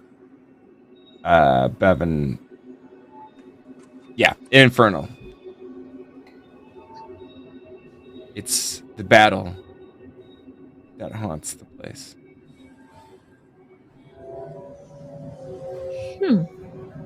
Nothing here is at rest.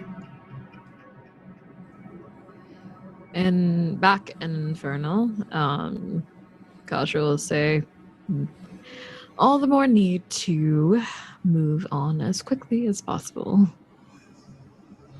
Yeah. Yeah. We'll continue moving. I'll drop another pass that a trace for next. Cool. Just to be sure. I'm actually going to have everyone roll stealth checks.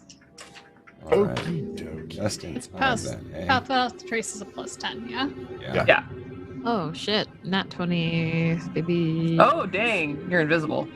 I got it. 24. No, Got it. I have no modifiers for 21. that, so. Holy So shit. you're at a 30, Kaja. You're... Bevan, that's 21 with your That modifier? is a 19 with my mod. Oh, sorry, Bevan's. Yeah, 21 modifier. I say, do I have additional modifiers for this? I don't think. This is just Ooh, bud. int and whiz Nope. checks. Yep. That's a 21, Dang. And meanwhile, Cypher is gone forever, never to be seen. right? Cypher is the knight. Good lord. I have a 19 with my disadvantage. You're doing so good, Gabbro. I will say, you all feel... Oh, wait. Haver hasn't gone. Haver is so good at stealth, guys. Oh boy. Clank, clank, Take us clank. home, Thing is- Haver. He's actually Oh, we quite got it capable of this stealth. time. There we go. Hey. I'm proud of him. I love Haver. I'm going to be horrified when he inevitably dies or gets attacked or something bad happens to him. Or I mean, if he look. turns on us. I mean, He's gonna be he's fine, guys. already dead. Yeah, it's fine. Don't worry about Haver. He's having a good old time. He's not. One could argue the worst thing that could happen to Haver has already happened. I'm actually surprised he's still with us. He's just vibing. You all feel fairly certain that you are very difficult to perceive as you look around And Pell, you have not lost sight of that flickering light, even though Devin looks probably a little bit more haunted than he did a moment ago. A little distracted. Yeah. This fucking Pell and the Cypher. Kaja it's just like the Predator cloaking. They just like shimmer out of existence in front of us. All right.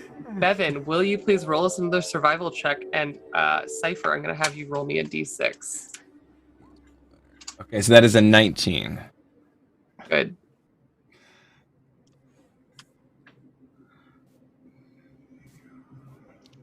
Two. Cool. Your turn to roll me a d100, Cypher. Actually, I'm going to have Kaja take this one. D6 or D100, please. D100? That, okay. Where are those? You know what? I'll just use D&D Beyond. Hopefully, it'll work to my advantage. I mean, what's the worst it could do? My shadow 91. drowned a guy. What'd you get? 21? 91. 91. Very different.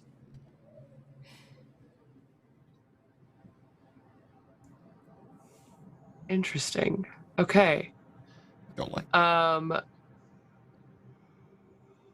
Bevan, Mm-hmm. you now, with Pell's aid and this path that is taking you very clearly west, and though you are a little bit unsettled by your little peek into the ethereal, you know which way you have to travel. In fact, just as you stop looking deeper into the ethereal, you see there is a parting of those near you in the water to make way as you travel west. And the split as you begin to turn your focus more towards the material again.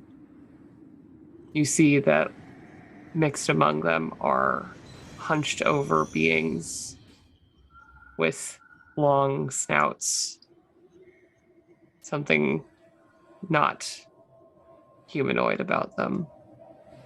And also upright with helms fitted to match their horns are those that have very similar looking markings and lineage to you, dressed in the armor of Volsenia.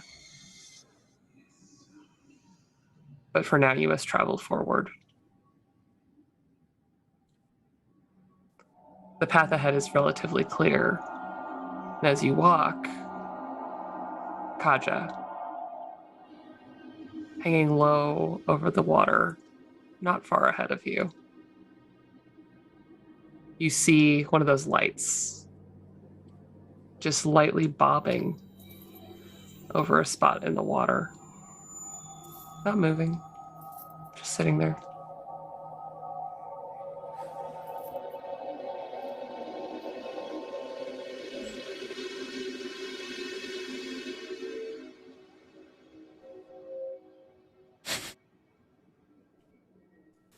Yeah, I'm not gonna touch that. I was just like, yeah. You're welcome to figure out what it is, but also, like, yeah, you can also just go. Just not.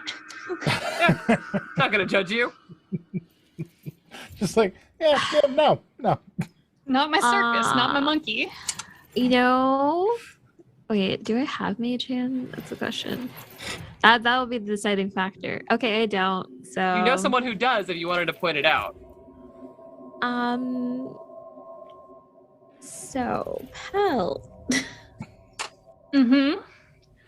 is it possible for you to use mage hand to poke at this light? Now, is this going to be something that causes problems and I'm going to have to come save you? Or if I refuse to do it, are you going to accuse me of not having your back? Where do we stand right now? I just think it's a light that we can poke without it grabbing at somebody just in case.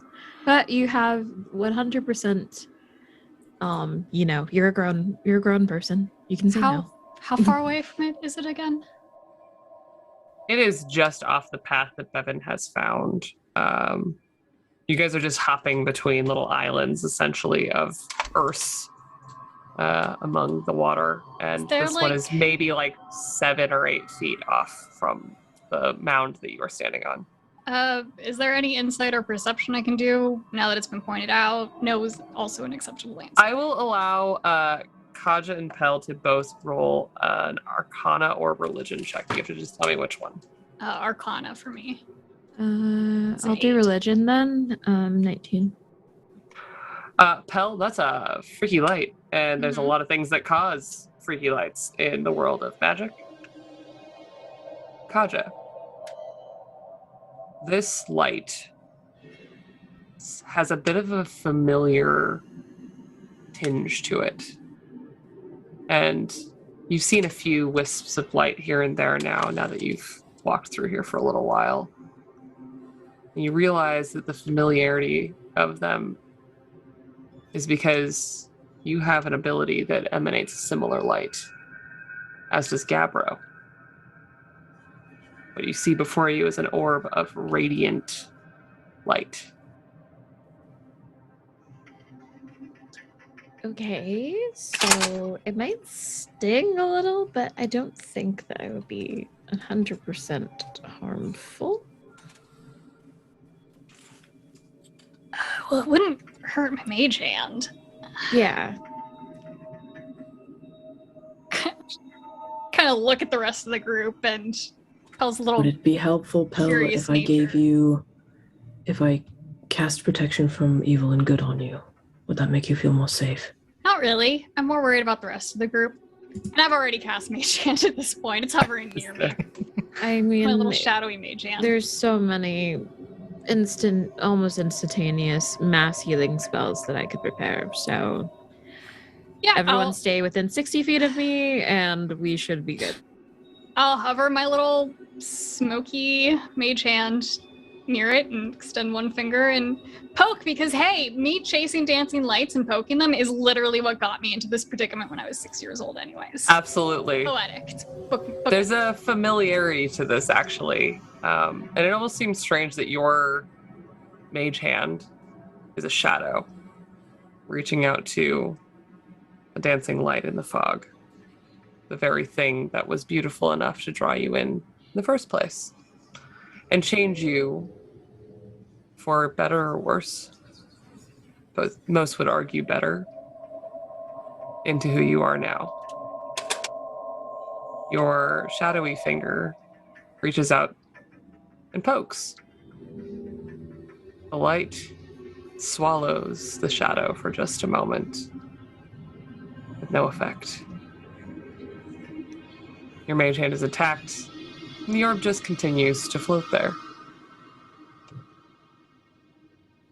It does slightly shift. It is not exactly tangible, but not exactly intangible.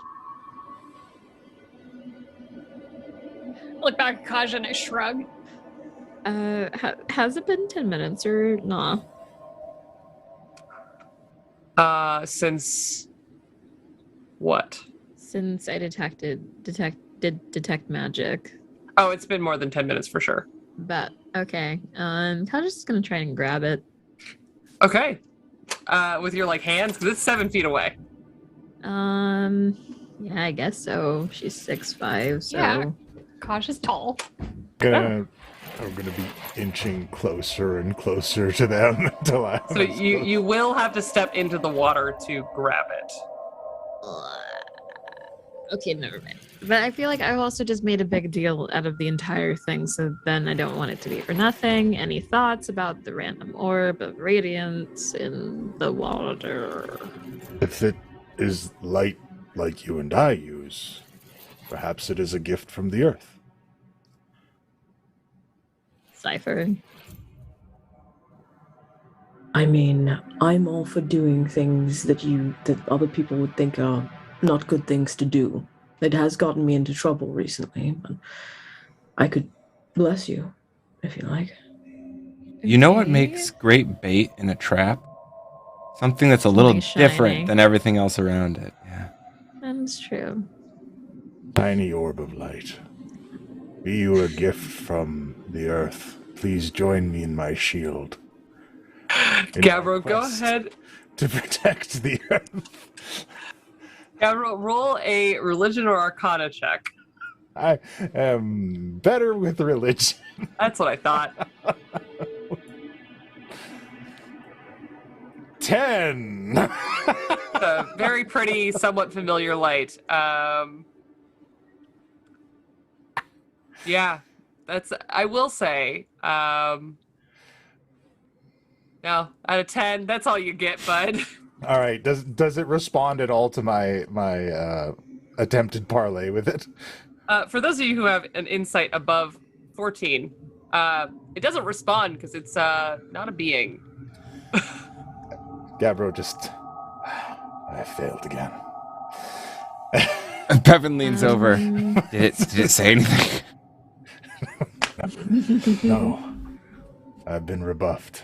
Likely because of my terrible failures. You know what? I don't want to become a hypocrite. Let's just move on. All right. I will make myself worthy. I move on. It continues to bob there, minding its own business. If it's good, maybe it'll be here on our way back out.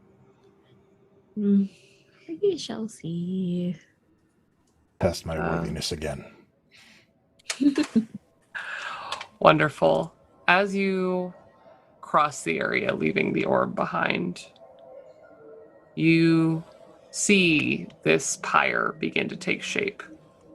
The rest of you now able, with Pel's keen eye on it, able to make it out at a distance. You now all see where you are traveling towards. And a moment of recognition comes over Haber. It's a guard post of Isa. We have those all over the city. Have you been to this one before? I've been to all of them. So are we close to Isa then? Yeah, we're getting close. It's up the mountain just that way. You sound better, Aver. Feel better. Good. Thank you all. Does it look like how you remember? Right now it looks like fog, but I recognize the banding on the iron there. Do you remember anything else about this area? Do you remember This it was as farmland. it is now, or from before? To my memory, this was farmland. One of my lieutenants, her home was actually just north, just that way. They raised pigs. This is not how it was. There was fighting down here, though. Did peoples fight in the swamps? This wasn't a swamp. This was the fertile land that fed this whole area, the protectorate.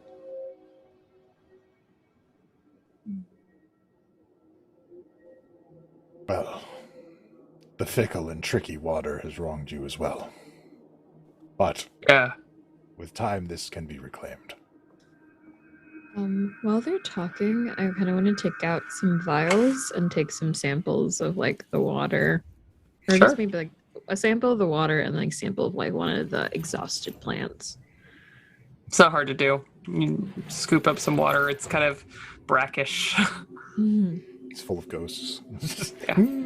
Brackish and haunted. Weird. Shakes the ghost around in the vial.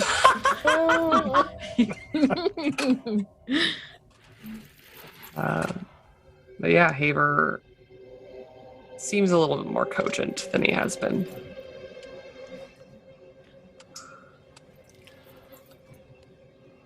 One last leg. Shall we? Yeah. I'll walk next to Haber. If he's seeming a little more lucid than previously.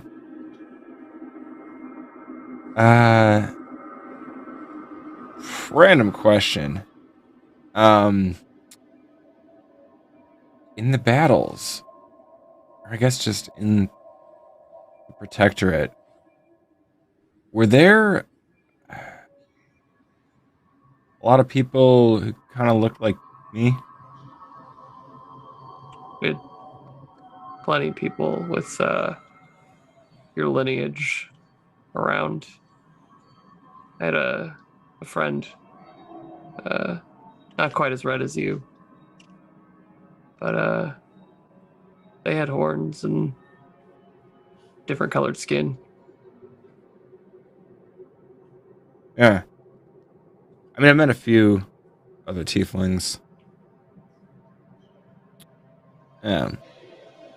But just very different, you know? Different horns, different. Oh, I thought that complexion. that's the.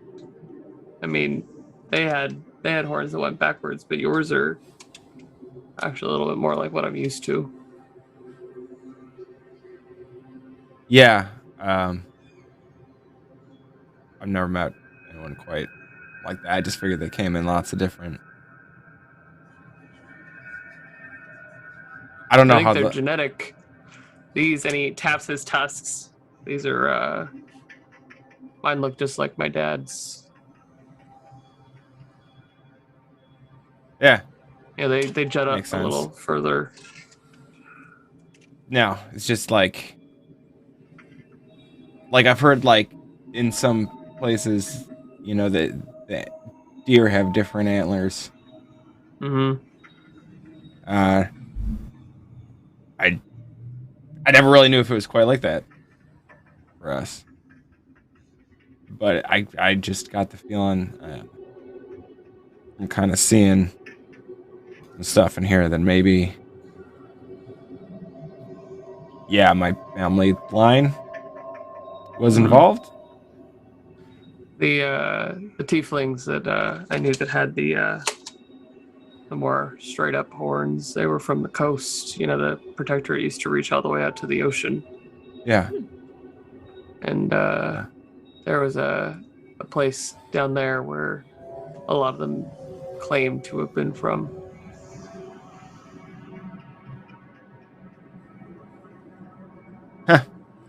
Yeah.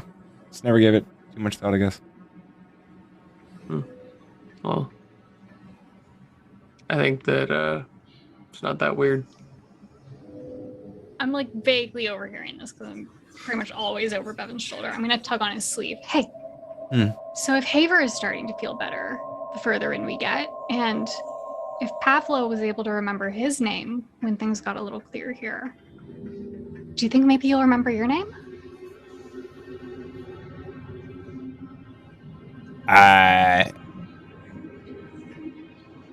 My name is Bevan. I mean, it I know is, what you but mean. also who knows? And in shit like chitter language, would that mean I'm from here? I don't know. I mean, to me, you're from here, but never really knew where you came from before. Kind of thought maybe you wandered in like me, but you're right. I've never really met anybody who quite Right. has your horns, too. I always thought too. You're not whispering at all, right? We are chittering This part. last Okay. little exchange is in weird squirrel language. You would have understood me asking if you'd remember his name. But yeah, everything up until there was.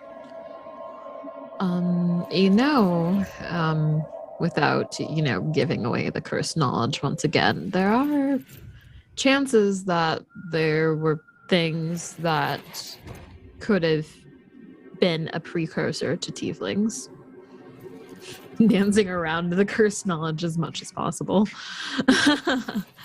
Around these parts. So it wouldn't be entirely impossible. I know the basic idea is that, some ancestor made a deal or had a fling with the devil. I'm not really sure how it works or how much of a difference there is.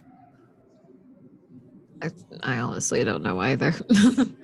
But just as some food for thought and information I got from earlier, and also to be on the lookout for a very powerful being on top of the mountain. I don't think that ever was relayed earlier due to our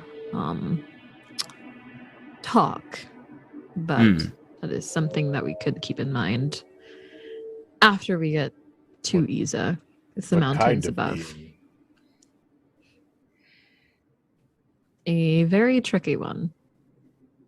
One that likes to make bargains and gain power through any means necessary. A mountain. Have you ever met a first generation tiefling? No. It's just kind of like to the crowd generally. Like, have you ever actually met one? I met someone who moved to Isa. I mean that's yeah, I bet we got chuckles at that. I don't know if that counts. No. I recently learned a spell that I'd really like to try, but I don't have a book worth 25 gold. It allows me to borrow knowledge from spirits. I think there are quite a few spirits of the past here. Does anyone have a book? Anyone bring Kaja's book? Value is largely a matter of perception. If I were to sell you a book for 25 gold, would that count? Ah. I'm telling you no. The dungeon master's just shaking. The earth tells you that is not how it works, Scabro. Earth, everything is worth what its purchaser will pay for it. I have a question. Does it have to be a book, or can it be like an unfilled book, like a notebook? I will say, because it's cool and you have this spell, that you guys did bring Kaja's book that you guys copied the map out of. Cool.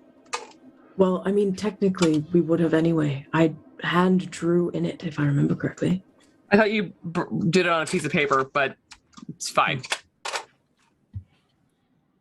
Kaja, may I have that book? Yes. I said that. I take it in both my hands, and I turn to a random page. I've never done this before, but I find somehow the confidence.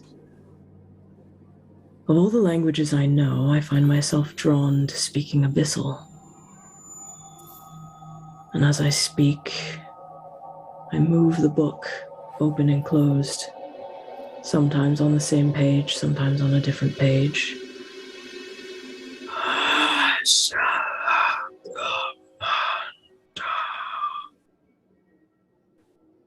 I have to sound it out as well. The skill proficiency I think I'm going for here is history.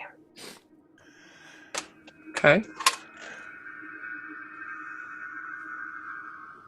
Let's see what we can find out about tieflings and their relationship to here and what's going on where we are. So mechanically, what are you doing? Just on a mechanical level. What's the thing called? What's the spell called? Yeah, what's the thing called that you're doing? Borrowed knowledge. Ah, yes. Okay, fabulous. Fabulous, yes, and a worthy roll for that very, very amazing skill check.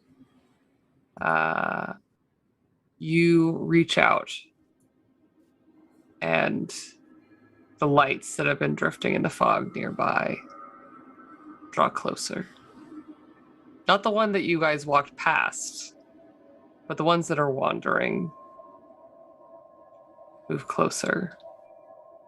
And you see 1, 2, 3, and one just beneath Cypher's feet rise up from the moss. And they all absorb into the book and illuminate it with words that are not the ones that are written there, that are the text of the history of Bolsenia, but rather fresh words, the knowledge of the tieflings that lay on this battlefield forgotten.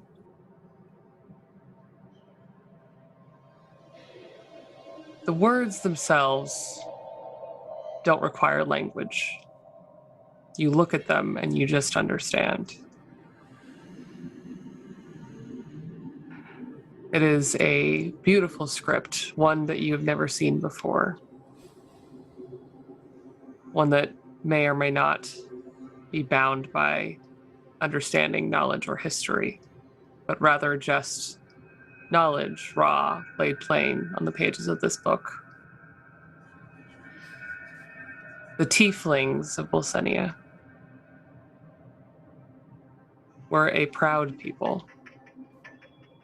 They were once the heart of the coastal region, happy to be in the sun, resistant to any fire that the sands or the heat might bring.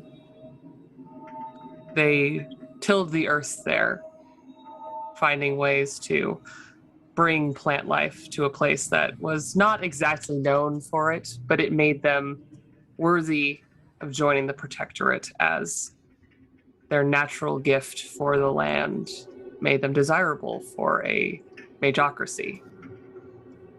Bolsenia, being mostly interested in what people could bring to the power of the region through magic, was very interested in those that could imbue the land and speak the language. Not infernal, but just could speak to the earth itself. Unfortunately, as time went on, their relationship to their lineage also was exploited. And the tieflings of the Protectorate of Bolsenia were then asked to speak to someone, find a voice that could bring them enough power to raise an army.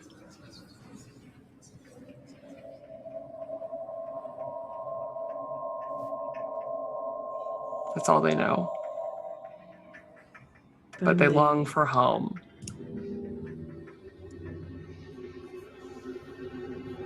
I'm wondering, well, mechanically, I've never used Channel Divinity before. It says channel divine energy to fuel magical effects a number of times per short rest, and I've got one.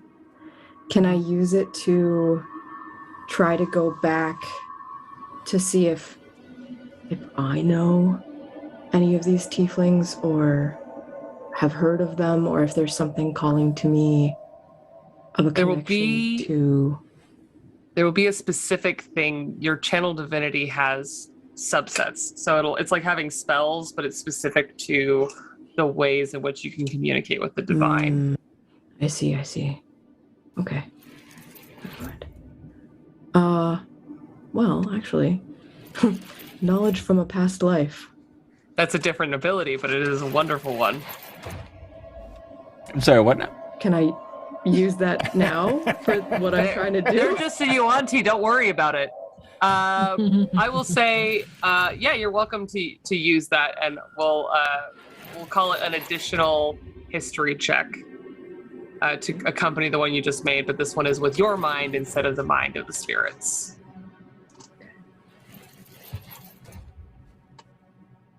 Can roll a d6 immediately after seeing the number. Okay.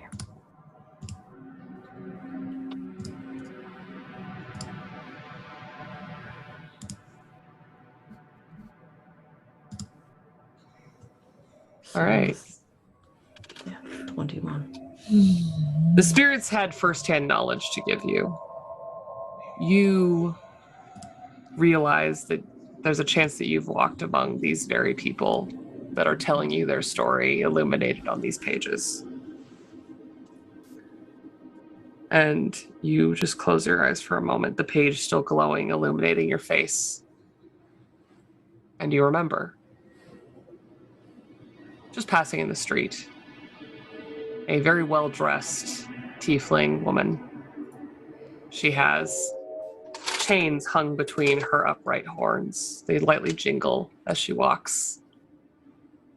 A representative. Bolsenia is full of magistrates overseeing regions.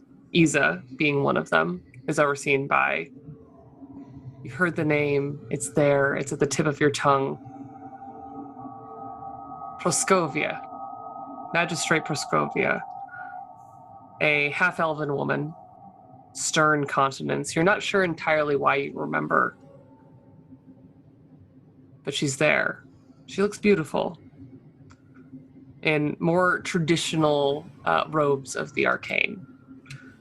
She is a very, very high practitioner of the arcane. You're not entirely sure of her area of study. You're not really sure why you know her, but you've definitely met her.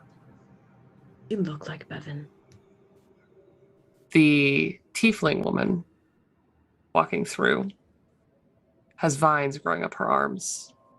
Still growing. Green, bright, and beautiful. Her skin is brick red. And her fine canines, the only pointed teeth in her mouth, turn in a smile. Aaron, the magistrate from the coast, known for her understanding of nature, has a home high in the mountains above Isa. Not one for the fuss of the city, but would rather go and be one with the mountains. You see in her face something familiar. That's the memory. Close the book, and I relay the information to the best of my ability as it's coming to me. And I look to Bevan. Does any of this mean anything to you? No. And then I look to Haver. Does this mean anything to you? I mean, I worked for the magistrate Proskovia. I think I met Aaron once or twice. I hand the book back to Kaja. Thank you. And Kasha is visibly uncomfortable. We should find a place to rest soon after we continue our next leg. Haver, do Let's you not sleep here. Yeah. Do you remember how far Isa is from here? Can we make Probably it to Isa? about a half day's walk up that hill. And he says hill, but he points through the fog, and you're beginning to see that the road actually does travel north, probably why the swamp ends. You said there was a guard tower near the pyre? Is There's that a right? watch post. Yeah, there's a watch post. That would probably be a safe place to stay if there's no ghosts or lights or hags, hellhounds, or whatever those other guys were. Somebody lit the pyre, so there's gotta be something there. Hopefully they're friendly. Place to keep watch. Being a watchtower. Yeah. Do you think the watchtower's already spotted us by now then? Haver looks around in this. Do you see a watchtower? Because I don't see a watchtower. Well, you're the one who would know where it was. That's why I was asking. It should be just to the north of the pyre, and I don't see it yet. Oh. Let's go see if we can find it. Mosey on. All right. One more leg. Does anyone do anything to aid the journey, or is it just Bevan living his best swampy life? I'm pretty good Perception at all the way. survival. I could try to help Bevan. I got +5 survival. All right. Bevan, with the aid I live of... alone. Yeah, I mean, there's a reason for that, but... You guys can roll individually, or one of you can give the other advantage. Have the advantage, sir. Oh, Please, well, thank by all you. means. That way, Oh it's on my you now. god. So it's a 14. Bevan, please roll me a d4. Sure. Sure it'll be fine. 14's not too bad. How bad could it be? Amazing. That's a 4. Okay. Oh my god. You... When's the last time you went hunting, Bevan? Bevan's a little Oh, man. distracted. He's trying. There's actually, before you devastate our whole world, does Bevan remember his birth parents at all? We never really established. I'm gonna say, what to make. I assumed that it was kind of a foggy memory at Yeah. best. I think so. I'm gonna allow you to roll a history check on yourself. Dude, does anything come back to me as we're in this place? 13. I'm gonna give you advantage because I'm gonna say Cypher is aiding in this Okay. memory. Another Two 13. 13s. Cool. You are meant to only have a 13. You go back and you are trying to picture this Magistrate Aaron that Cypher has described. The vines on the arms. I guess, does that remind me of anything? And you find in your memory just the glimpse that you've had since you were very young of a face wrapped in some sort of shawl or covering, maybe a hood. But a hood can't be right because horns would be in the way. And this figure has horns. And for the first time, what you thought were a second set of horns growing behind the first, you realize were leaves.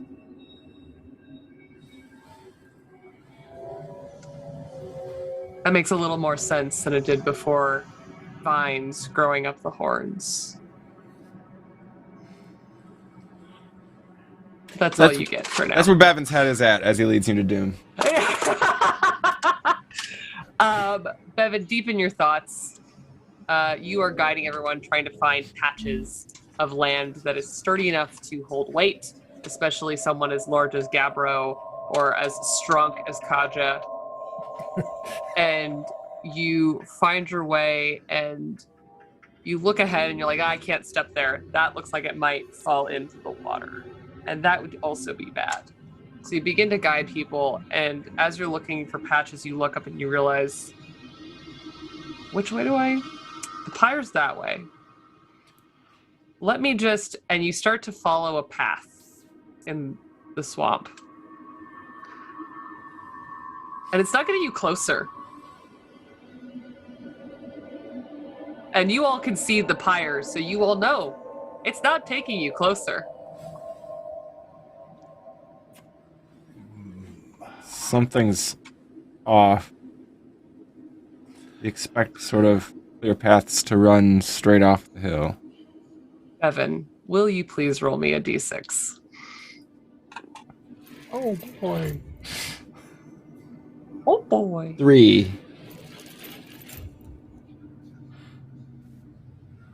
Gabriel, will you roll me a d100, please? Okie dokie. Roll, damn you. That's a 48. Wonderful. Bevan, Mm-hmm. you're walking and looking around, and the fog ahead of you is parting, obviously. It allows you to see the path as you are choosing it, and there's a section as you step forward that doesn't part. And the face forms as the fog dissipates. a helm sitting low over the eyes, a figure in plate. A woman. Strong, tall, broad, with a skirt of chain sectioned with plate armor over the top. She's taller than Kaja. And braids fall out at the back of her helm, and marks come up the side of her face of tattoos. Even in her ghostly form. She stares down at all of you. A mountainous figure, now carved in smoke, unmoving.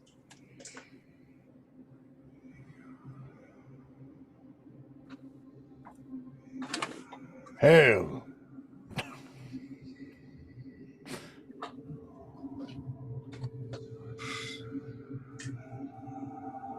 She stares, seemingly not responding.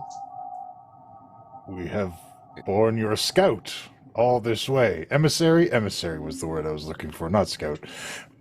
Haver, you wanna back me up here, Haver?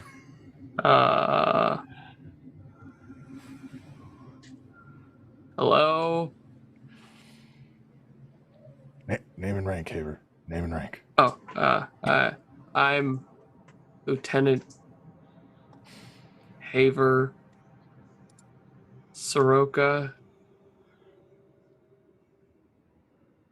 No response. I watch all these low charisma people try. And I'm like, this is gonna go real badly if I keep letting Gabro talk. Hello. We're trying to get to the guard tower. Do you perhaps know the way? Okay, I'm going to have Gabro, Haver, and Pell. Great. Love it. Each of you, please roll me a persuasion check. I'm actually pretty good at persuasion. Yeah, listen, I know what you do. 14. Oh, shit. 25? This all happens fairly immediately as you guys have a little pile up on this fairly narrow bit of moss that you're all standing on. And this woman just glaring down at Bevan like, how dare you step on my moss? Gabro is just being Gabro, talking. Trying to get Haver to give some sort of recognition. And Pell, you step forward and you see that she's transfixed on Gabro. Not talking, per se. Is but she staring. Does she bear any insignia of the protectorate? Roll a perception check. No. Glad somebody checked. 15. You know the difference between Bolsenia and Hull at this point. You've seen the crest of Bolsenia, and you've been in Hull for most of your life. This is bright emblazoned on her chest. She has the stars and the helm of Tyr on her chest. This is a soldier of Hull. Okay. And I'll say, please, we've come with a message from the Crown of Hull. Mace out. The moment you produce that mace, her eyes lock on it. She's barely looked away from Gabro. And you see the fog part, but not to give way, but rather to engulf this mace, swirling around it, and she reforms directly in front of you, Gabro, her hand on the mace, the light radiating through her hand, up her arm, and glowing. You don't feel any resistance as you are uncertain since she has basically teleported in front of your face. Haver steps backwards, fully frightened by this. And I cast mage armor on myself. There you go. Okay, what are we doing? What's happening? What are we doing?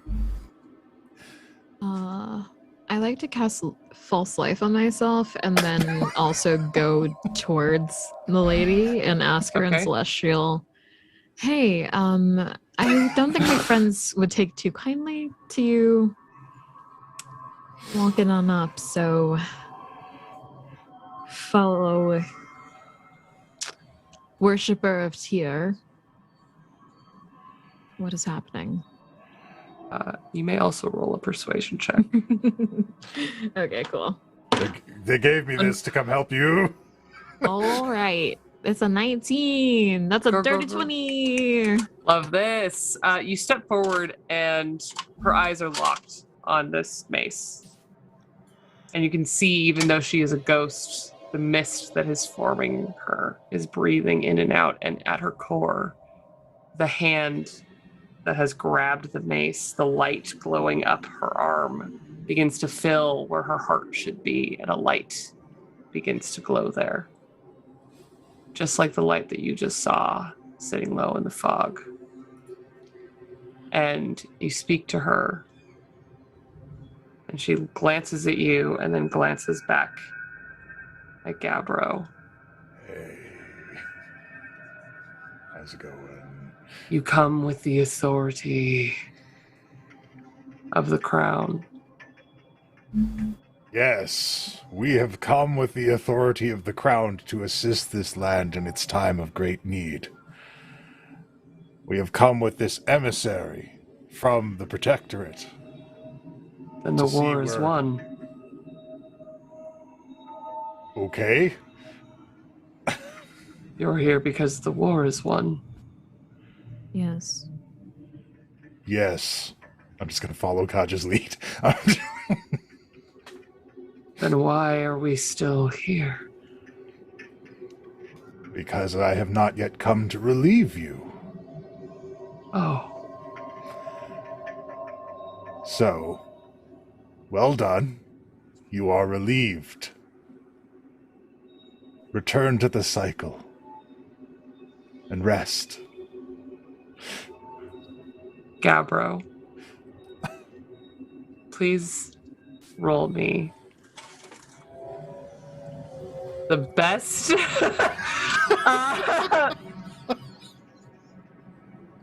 I'm gonna no. call this. I actually want this to be a persuasion check, but charisma is your modifier, so I'm gonna say yes. Roll a persuasion check for me. Very well. Here I go. Oh, and it's good. Yeah. This specter, her hand on this scepter, her soul glowing inside of her form, looks to its intricately carved form. She looks to you, Kaja. Looks down into the water right next to where you all are standing, and you see, with no effort, the same armor sitting there in the muck. And her form in the mist dissipates again, and the light begins to slowly descend over the armor sitting in the water.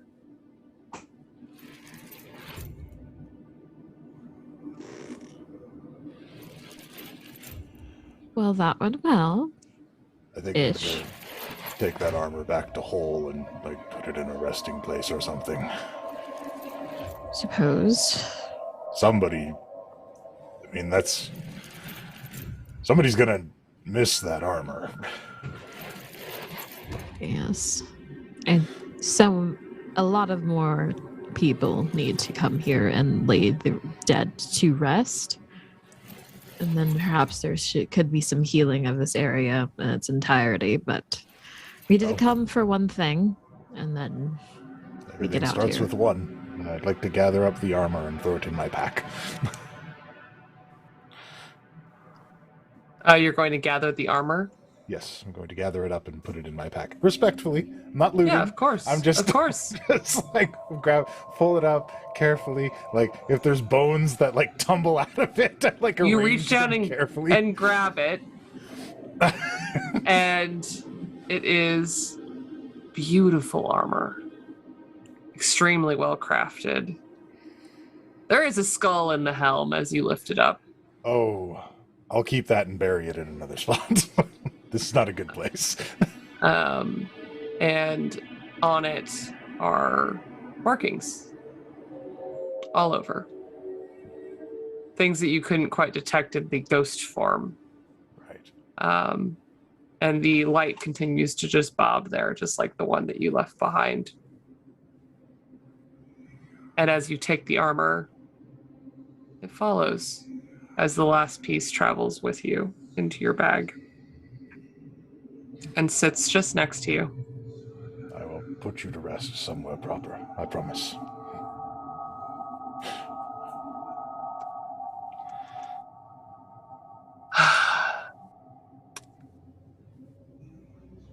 One more roll. Since this did not go well. Evan, you get one more chance to guide everyone through the swamp.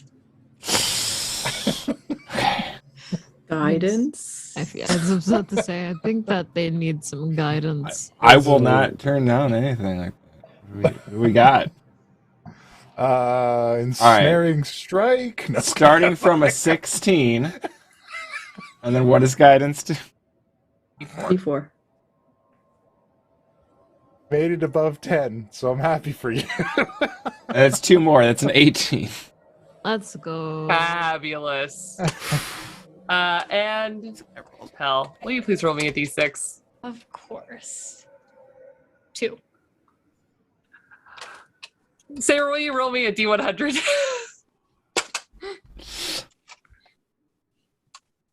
$63. I love these kinds of tables, guys. Me too. Cool. We said expectantly. Who is injured? Who is not healed from the fight with Devlin? I did not take Cool. any. As you all walk, the dampness in the air, because obviously mist is water, settles on your skin Cursed water. and into your armor, into your clothes.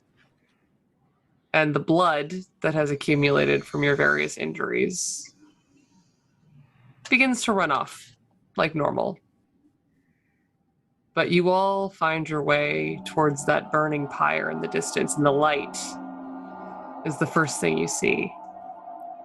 You notice that the ground feels firmer, not just because the water is dissipated, but the greenery is greener.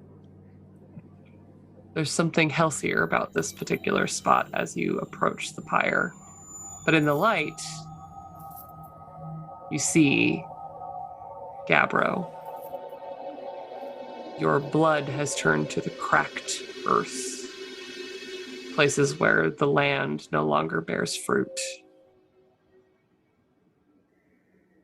leaving marks on your armor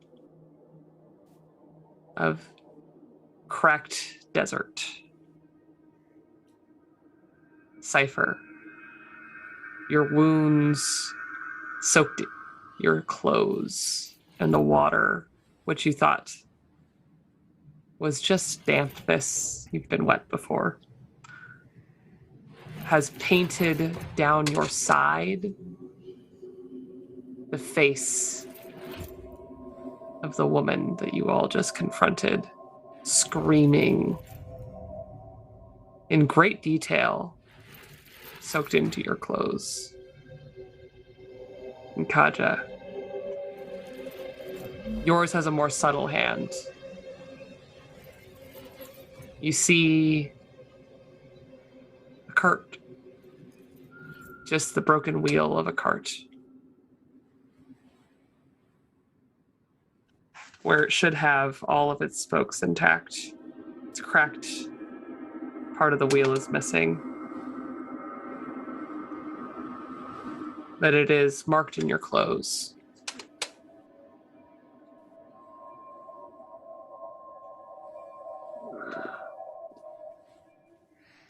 The pyre burns before all of you, glistening in the night, day. The hollow is odd. The darkness.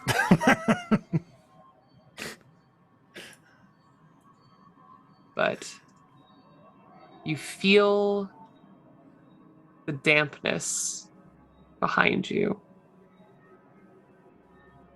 is somewhat rebuffed in this place as you look up at the pyre, its bright bands holding in a flame that is quite lively.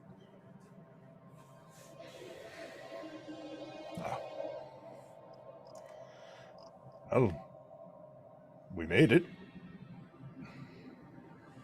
Okay. This is then unsettling. a place to rest, please.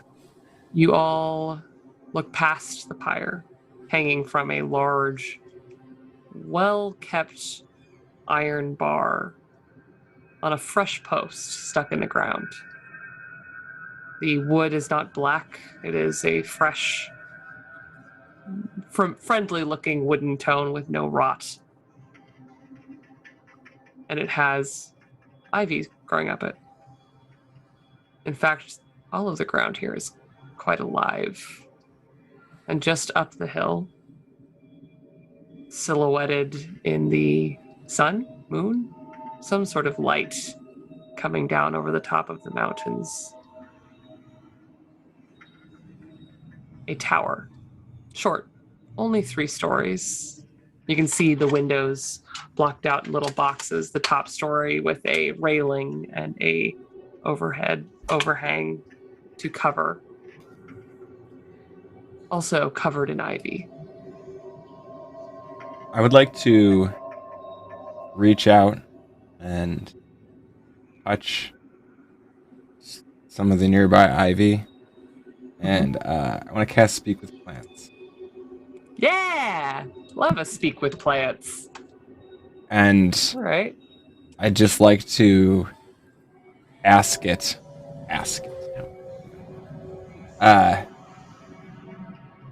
Who is caring for you? The wooden one. You get back very clearly.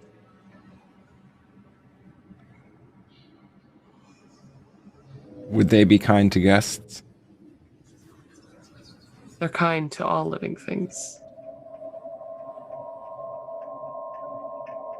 Thank you. You're very welcome. Guys, the plants here are very polite. And supposedly whoever's raising them is very hospitable as well. So. Good news. As you all have this conversation, a torch illuminates the doorway in the tower. It points towards the road, which leads up the mountain that you see ahead of you now. There's a small fence that somewhat barricades in the tower, and a dog comes running out of the door. Kind of a dog. The torch is being carried by, as described, a wooden one. A figure with long, lithe arms, branches still hanging from a few places here and there, wearing wraps of fabric and armor. A shield hung from their arm.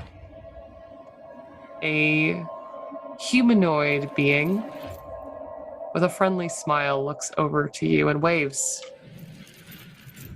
Through the fog, you see a pair of eyes alight with life set in a wooden face as someone from the tower approaches, and we will meet them next week. Try not Thank to you. put their cupboards next to the camera. I say as they come closer. A brother of the earth with no hellhounds, perish the thought. Oh, so the breaking of the cupboards was a deliberate act of disrespect. No, it was an accident. It just happened. Whatever. Thank you all for joining us this week on Of Those Lost. We'll see you next week for session 8. In the meantime, I've been Kai, your Dungeon Bartholomew Master, living my best life doing a haunted swamp. We're going to go around really quick and just say a good night to you all, beginning with Jade. Hi, y'all. It's been great. I've been Jade playing Kaja, who is really fun and a little bit disgruntled, but that's okay. Who's not? And you can find me most places as Jade Valkyrie, and on Twitch with Jade Valkyrie with a 3 at the end instead of an E. But yeah, that's me. Wonderful. Puck. And I have been Puck, Gabros Scoria. I'm looking forward to meeting Woodman. And Puck and talk, watch the Monday show, do it, watch all the shows, subscribe, like, share, do all the things, do it now, do it. Anyways, next. You should definitely do it, though. Sure. Jonathan. Hi, I'm Jonathan. I've been Bevan. You can find me at the places in the Twitch chat now. This is where my link tree is and all my stuff. As I push buttons and make things fly around the screen. Here, let's just one more just for good fun. Whoa, okay. Whoa. We gotta do the Power Rangers thing. Where Oh, yeah. The Enterprise gets hit by Star Trekking. yeah. Incredible. Where were we? Right, Arcady. Hello. Hi, I'm Arcady and I play Pell, and I also play other things here, like on Mondays and other channels sometimes, and I'll drop links when I have them. Otherwise, I'm over on my Twitter, Arcady Koshka. I love you. Oh, I love you. Saber. Always an absolute pleasure to play with you, Kai. Thank you for such an awesome game. I am Saber, pronouns they, them, Saber_Sensei on the Instagram, and hope to see you on the Discord as well. Right, y'all. Thank you for going on this spooky adventure with us. Have a good rest of your night, and we'll see you in a week. Good night. It's D&D. It's D&D. It's D&D. It's D&D. We all agreed to play some D&D. That means role-playing, fighting and slaying, solving puzzles, maybe it's just me. But you guys won't. No, we won't. You guys just don't. No, we don't. Follow a single plotline through and through. I'm not complaining, but instead of gaming, you find the weirdest other things to do. There was adventure, but you guys wouldn't venture. Instead you said the mountains looked real nice. Middle of winter, you went to the hinter, lands of permafrost and